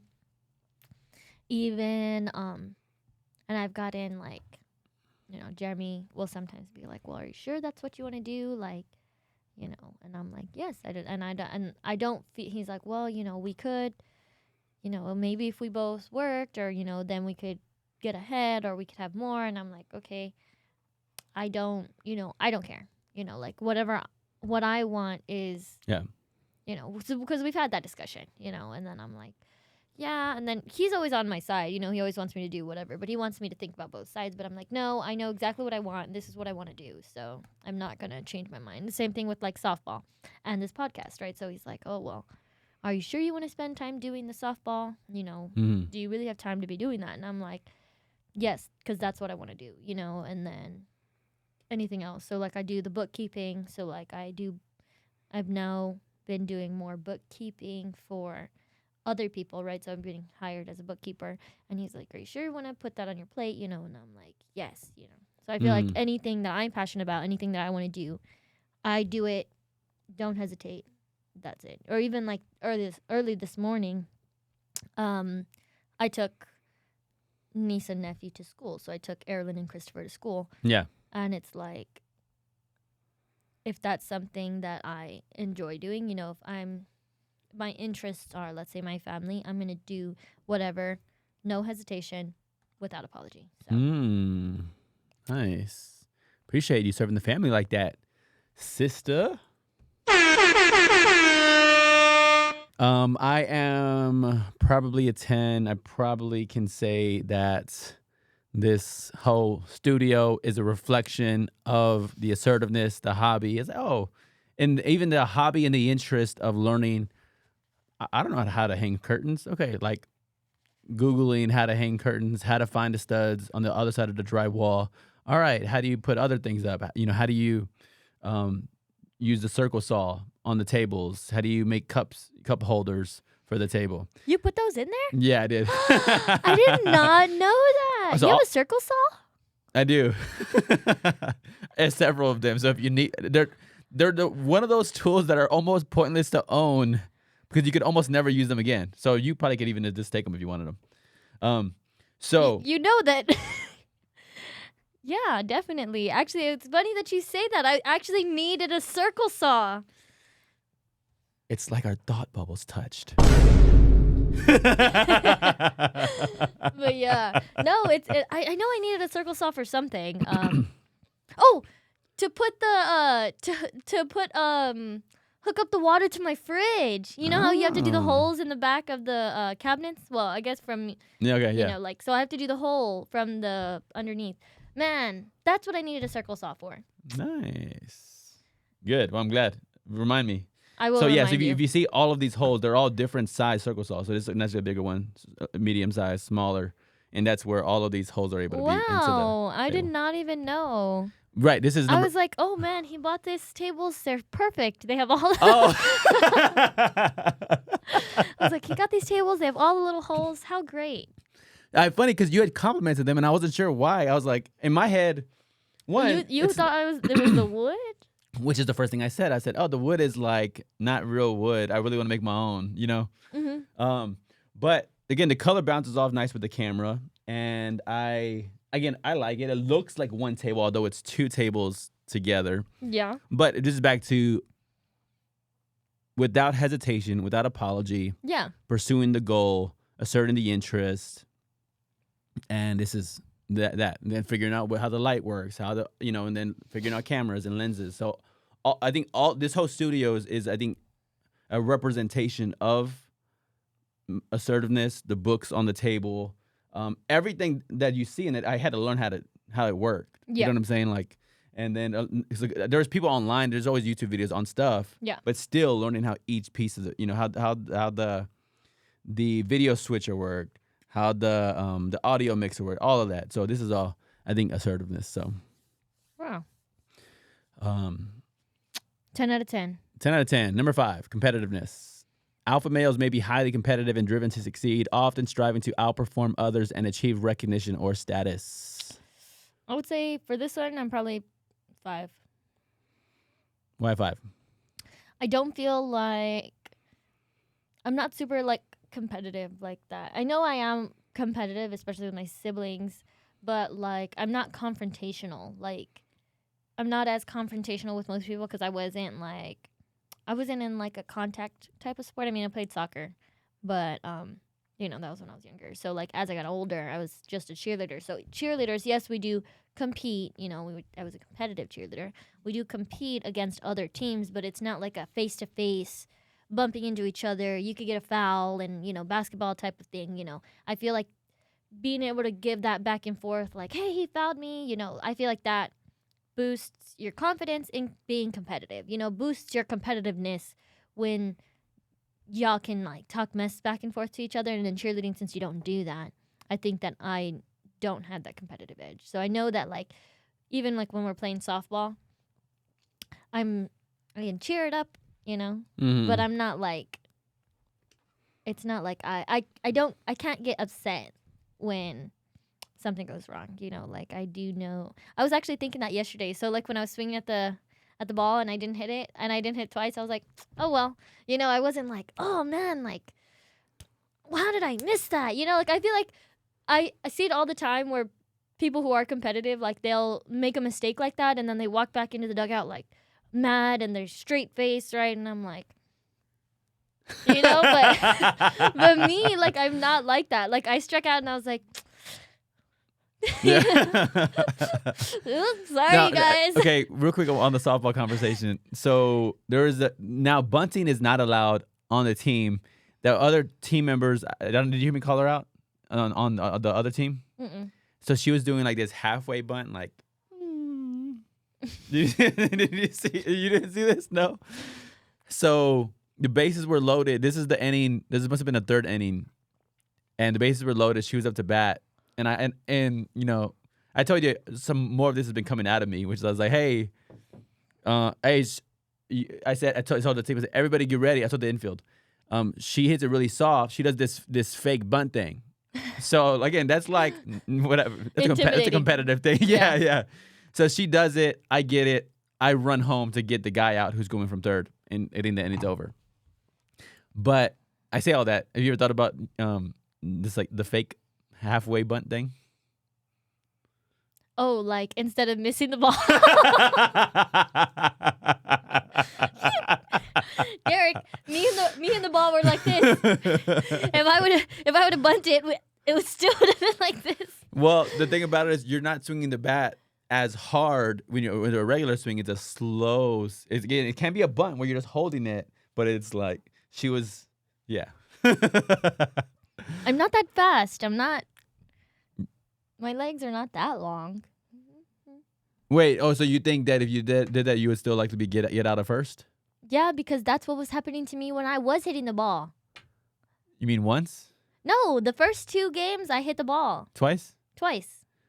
But then I hit the ball and then I was always out at first and I still had to run.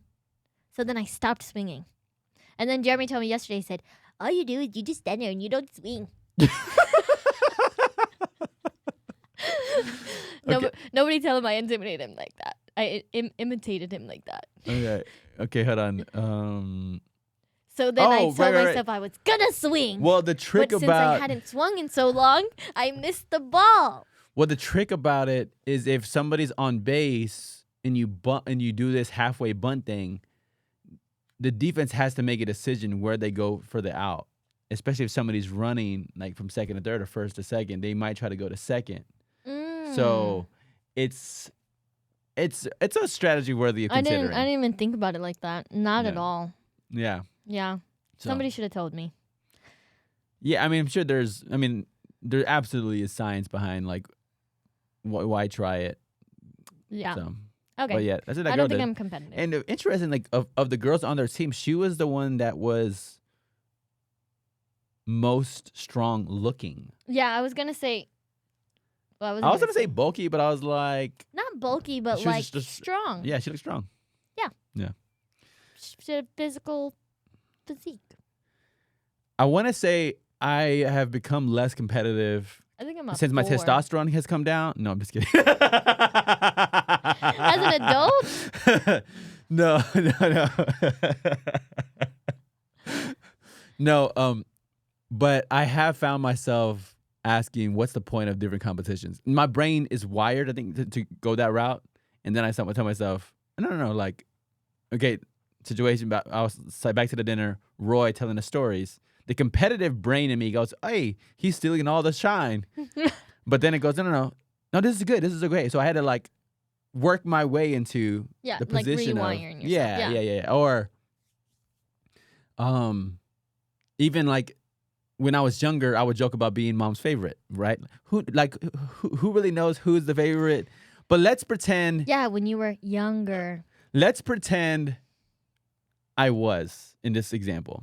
Yes. And if I was, why feel the need to tell other people about it Mm-hmm. if I've already won?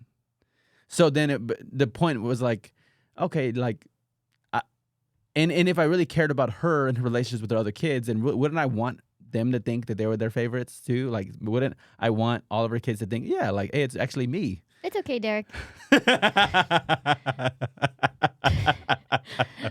We didn't think that.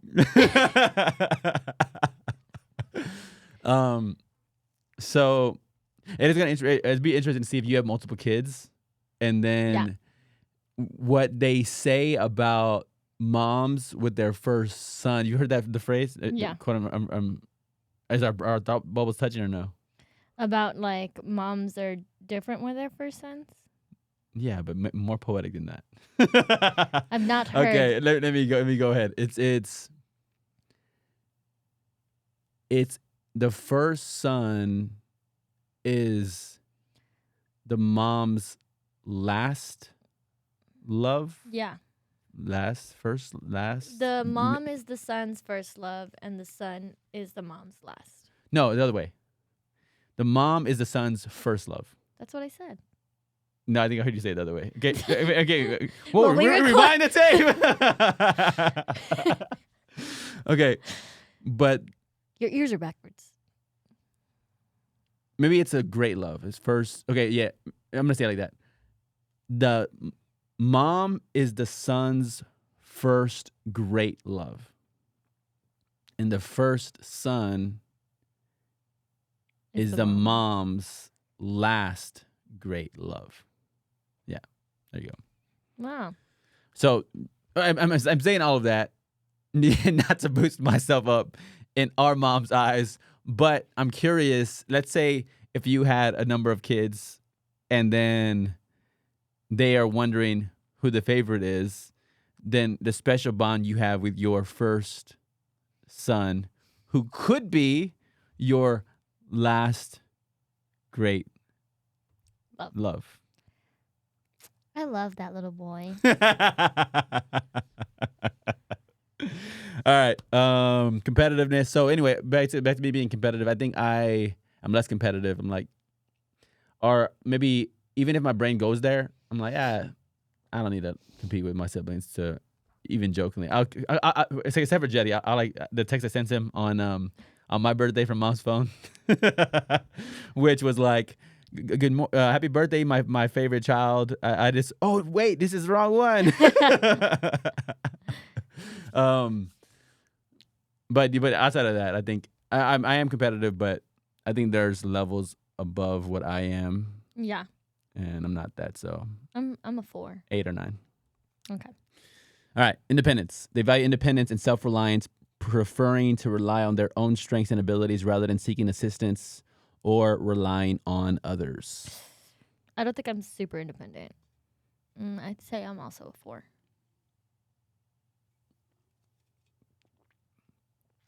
I mean, I value independence and self-reliance, but I don't prefer to rely on my own strengths and abilities. Like today, Jeremy and I were loading things up into the truck, and am I going to say, oh, I'll do it? No, I'm not. Yeah. He can take care of that. Mm. But I'm a woman. There is something I do think that I kind of connect this to leadership when it comes to different things that get accomplished. Sometimes the stubborn guy in me will do something by myself when it could have been easier to do it collectively with a group of friends. And sometimes not wanting to help. So I think this is high. Independence is high, but I think there's probably levels to it. So it might be an 8, solid 8. Yep. All right, physical fitness, number 7.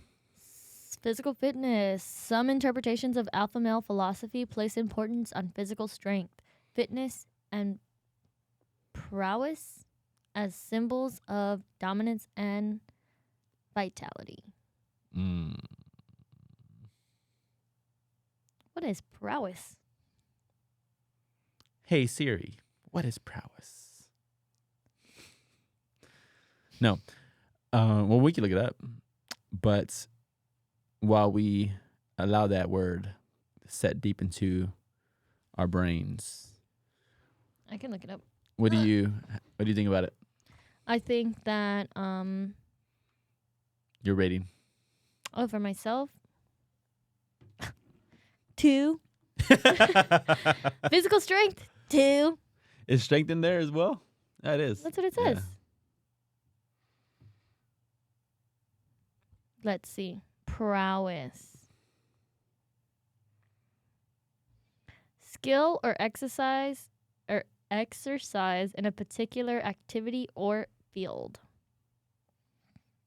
Yeah, I'd say 2. 2 or 3.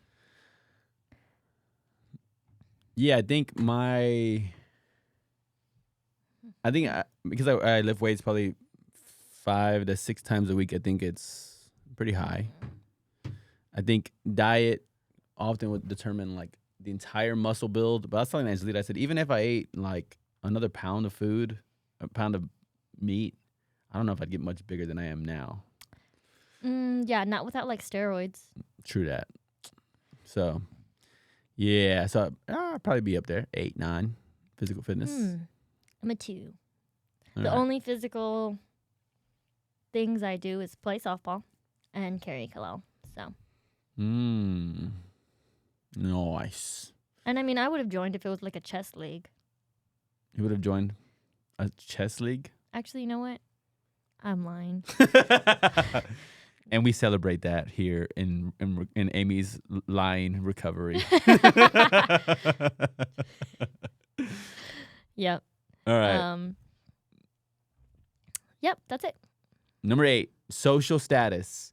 Alpha males may prioritize social status and recognition, seeking to establish themselves as influential figures within their social circles or communities.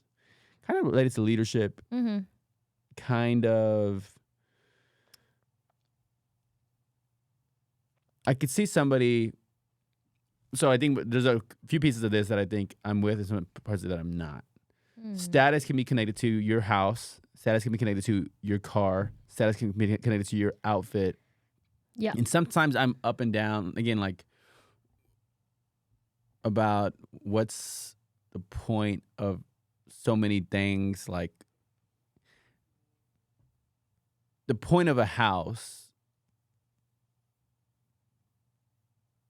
Yeah, to have a hospitality or to be able to have some convenience. Again, my workout equipment's here or whatever. I couldn't do that in my apartment. I'd have to use the apartment gym and all of that. Facility.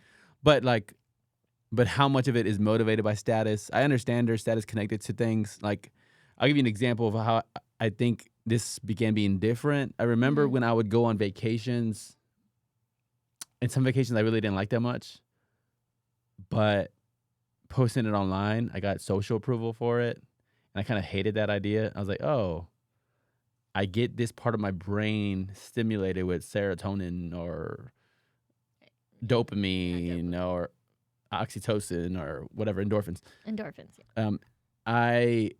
By the post, that far exceeds the actual dopamine, oxytocin, serotonin, endorphins from the actual trip. And I don't like that this is this much higher. So I think after we bought our, so it was like 2015, I made this decision. I said, we're when I go on vacations, I'm not gonna post about them. So this is like 9 years of doing this, right? And like, or so we got a car that was 1 year old, or we got a brand new car, or we moved into our house. Hey, I don't want to post about my house when we move in, or like, oh, the key with the Keys, realtor, and yeah. like all that. No, like because and I'm not saying it's bad for somebody to do that. Social approval is fine, status is fine. You could pursue that, but there's a part of me that said I don't want to mix these things up. I want to be clear if I like the vacation Mm-hmm. for the vacation. Yeah. I don't want to go, I like the vacation because of the social approval and brain stimulation I get over here on social media. Yeah. So let me remove this and just go on the vacation. Did I like it or did I not? Do I want to do it again or do I not? And Yeah. being able to be more objective about it. So there's parts of my life I purposely tried to lower the status by not posting Mm-hmm. cars, home, vacations, things like that. So I would say maybe this one is less significant, but I probably am spoiled. I feel like this is the equivalent of the rich person saying like money's not that important. You know what I'm saying? Yeah. If you have a lot of, I think I have all the status, not all. I have a lot of status I think people would have wanted. Yeah. Whether it's the number of times I've been asked to be a best man, to be a groomsman, or to be the officiant in a wedding, numbers like 33 times. So it's like a lot of times. That's a lot of social status. Yeah. And then responsibility in a church setting, which is like a sacred place for people. Yeah. That's status. I feel like my family loves me. That's status. And I'm Mhm. like, beyond that, I don't know if I need a bunch of people who don't really know me to think that I'm. So I've tried to like lower it down, but then, okay, this stuff again. I got books or whatever, and I post them. Then that's status. So Mhm. anyway, I think I have a wrestling match with this one because I think I like it so much. I like status so much. I try to limit the way it affects me. So Yeah. maybe I'd be. Dang, this is. I think I'm a 4. I think Yeah. I'm a 4 because one, I would like to be the kind of person who can make things look good on social media. You know, like I would like to do that, but I don't think that it's just not a priority for me. Yeah. You know, or even like I don't prioritize like necessarily needing one to say things, two like to get things, you know, like I'm not particularly you know, keen on needing to do all that. Like so I don't have a big social media presence in general. So Yeah. and even like yeah, that's it. I do think that my status, especially within my family, matters to me, which is Yes. why I do things more for my family, which is why, you know, I pick up the Erlen from school. I take the, you know, Christopher to school. I've taken him to a piano or, you know, do whatever, Yeah. you know. That's beautiful. I love that. I love that about you, and I love that you prioritize that. And I think that's you owning that. Even in a conversation yesterday, you were talking about how much it is meant to even be an aunt, Mm-hmm. and like, oh, to hear those words, I was like, oh, that opened up a part of my brain where I've never looked at certain things like that of like a role as uncle or as Mm-hmm. brother. You know, I think I've thought about it as husband, probably more. Mm-hmm. But I think that's a beautiful thing for you to think about. Hey, Yeah. this status I care about. Yeah. I was it's funny because I was taking Erlen to school this morning, right? And I told Erlen, I said, "Hey, what would you rate me as an aunt?" I was Yeah. like, "What would you rate me?" And she goes, "At least a 9." For the record, I rated myself, what was it, 9.85, right? Or was it 5.8? I thought it was 10 or at least a 9. Yeah. I gave myself 10 out of 10. Then I said, okay, well, maybe 9.85. Yeah. At least a 9. But yeah, I gave myself a high rating. Erin gave me a high rating. And she's like, I am her only aunt, though, you know. And then I said, well, you can count all of our sister-in-laws. And then she said, 9. Now, would you ask her, hey, how do I become a 10? No, because I do all I can. If she Okay. needed any more, All right. I'm gonna lay it down right here. You ready? All right. Rate me as a brother. So this is status, Status as a brother. but you can't lie, as we talked about last week. Okay. Okay. Okay. So I told you I try to be as honest as I can for the podcast. Okay. Amen, church. So okay. So as a brother, how comfortable am I calling you to come over and help me move a piece of furniture? If I had to rate that, 2 out of 10. Okay. I'm not gonna yeah. call you, okay?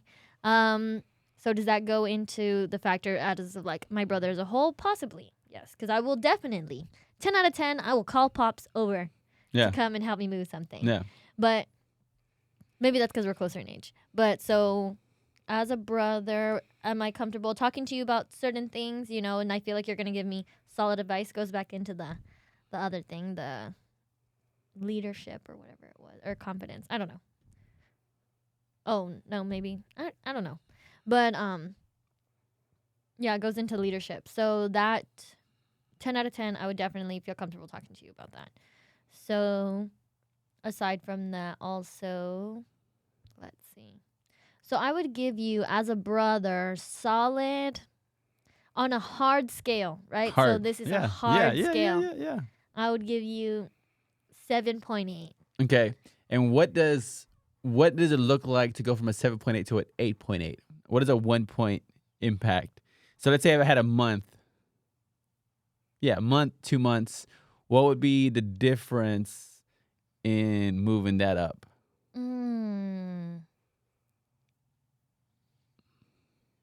I don't know. I'm trying to think. Because the one thing you thought of was acts of service immediately. Like that was like, hey, brother, acts of, it was like acts of helping me move. Do you think it would be something like a periodic check-in? Do you need anything? Is there that piece of it? Or Also, like needing me. You know what I mean? Like, I feel like maybe like asking me to do things every once, because I feel like that makes me feel loved too. Does that make sense? that's Like, good. Yeah. like if you ever asked me to do something for you, then I think it would make me not only more comfortable to ask you to do something for me, but it would make me feel like I'm really a sister. So then it would make me feel like Wow, you're yeah, really a brother. Oh, that's good. That's so good feedback because I think back to the independence. Independence is like, oh yeah, like asking my sister for help with anything is like my brain doesn't even go that way. Again, it's like Yeah. to include little things or big things, whether we're out for dinner, like, girl, like you ain't got to worry about paying, like I got it, whatever. Yeah. And if interesting, Like when I give you $6 yesterday. my thought, because this is back to the thought bubble theory. My thought bubble theory was, by rejecting her money, is there any way that this actually hurts her from feeling like she contributes? Mm-hmm. Because what you just explained was the way I carry myself is I don't really let you contribute or help my life. Yeah. Is that pretty accurate? Yeah. That's good. Yeah. It's a weird way for me to even think, let my brain think of how can I let my sister help me in life? Wild.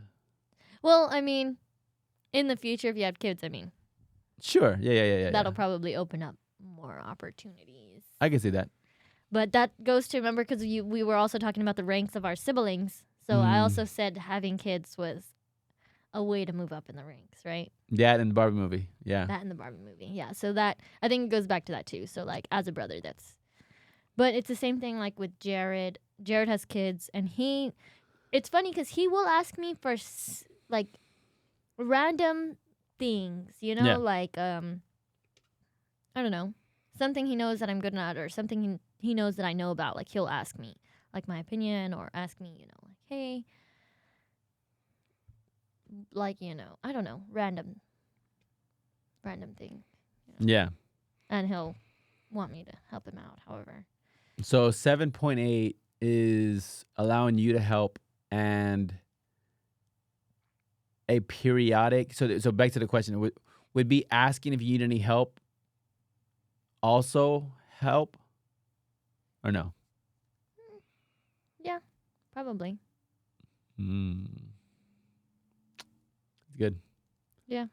Good. All right. I like it. That was a tangent I was not expecting, but I'm glad we went there. Yep. All right. Number Resi- 9, resilience. You want to read that? Yeah. Resilience. They are often seen as resilient individuals who can handle adversity and setbacks with grace and determination, bouncing back from challenges and setbacks. I think I'm 10 out of 10 resilient.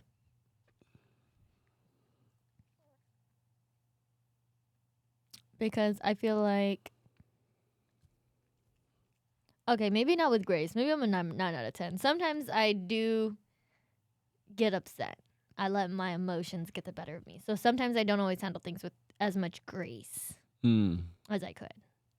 You know, I do, especially like I feel like I'm passive mostly, but I'm not like, let's say not with Jeremy, right? So like, especially when I'm comfortable with somebody. So something, we've actually talked about that too, you and I, that do I put, especially that I don't see you as often, do I put my best version of myself in other situations around strangers, around, other people?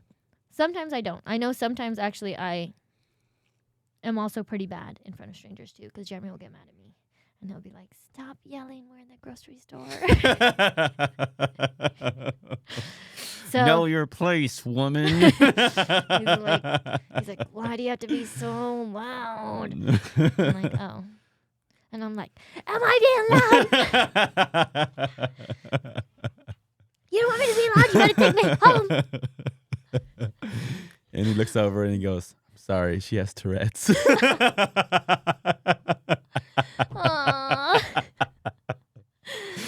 Aww.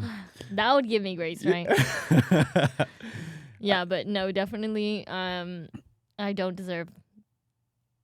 I don't handle some things with grace, but it's like I'm saying. So I'm more passive sometimes with things. So like a lot of the times, I'll be disappointed by something, or I'll be told like I remember that I was a hostess for a long time, right? And I always wanted to be a server. So I would always like ask like, "Oh, I really want to be a server. I really want to be a server." And I wasn't able. They kept telling me like, "Oh no, you have to wait." So like, yeah. I would just accept that, like I wouldn't get upset, I wouldn't get mad. So I feel like those are some things that I accept with grace. And I did eventually get the promotion, but I feel like, does that make me more like less resilient? You know what I mean? Or more resilient, and like handling those things with grace. Is it grace different because it says grace and dominance? Like I don't, or grace and determination. So like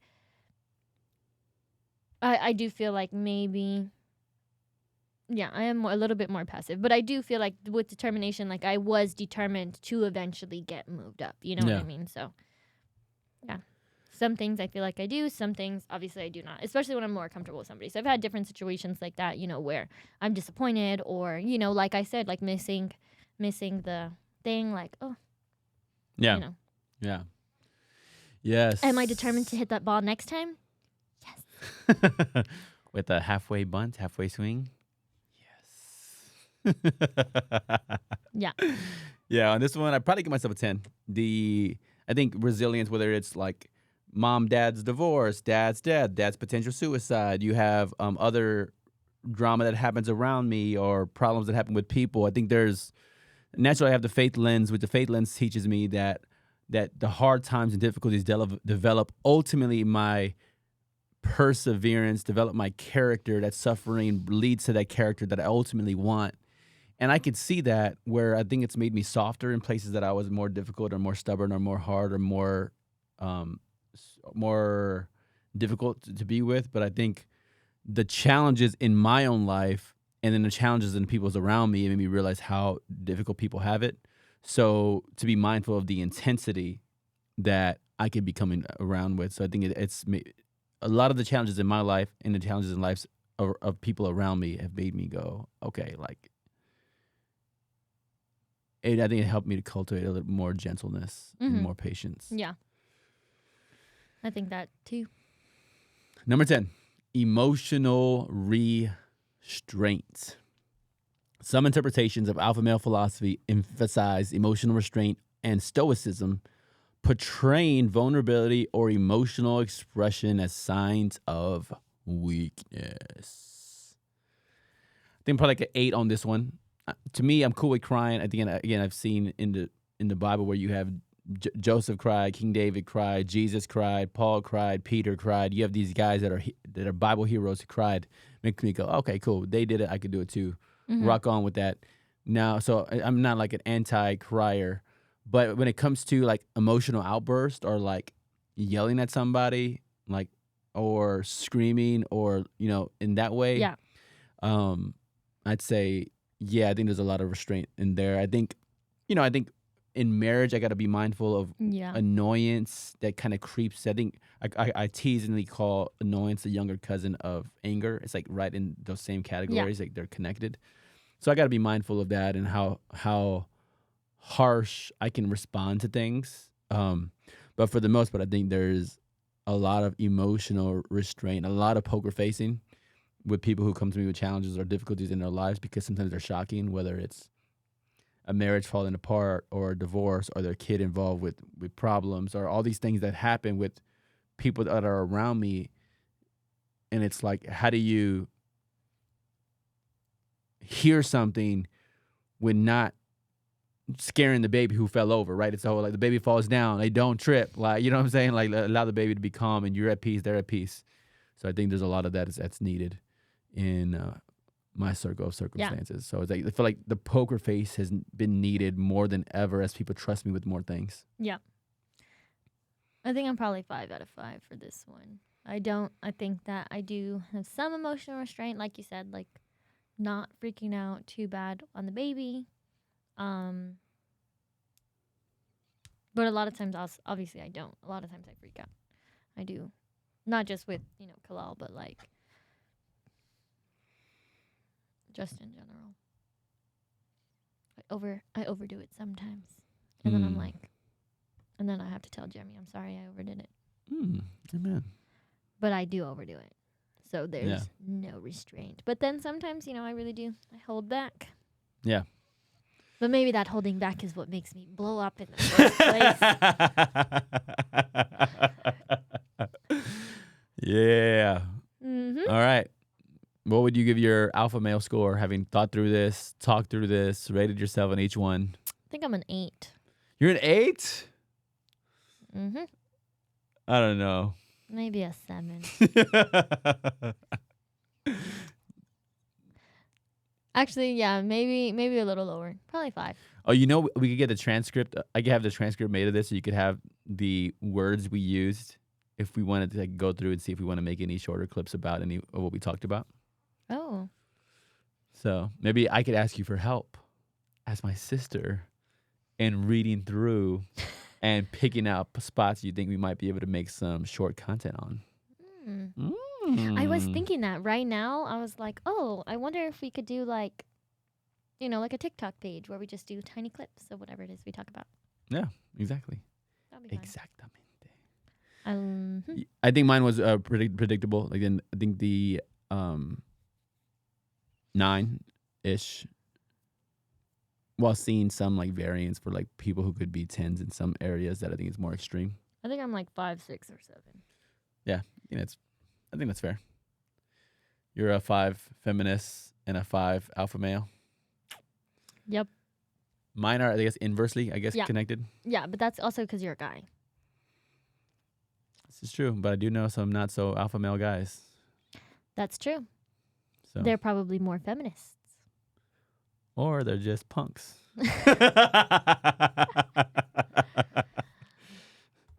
right, my friend. All right. Any last words? None. All right, we'll see y'all next Tuesday. when I'm back from Puerto Rico. I suppose we'll have to do a little recap on that trip, and then we'll continue on. But we'll see you next Tuesday, which will be the day before Valentine's Day. We'll be live once again, Tuesdays, 12 p.m. See you on the next one. Happy birthday, Mom. Peace. Hey, that's a good one. Happy birthday, Mom.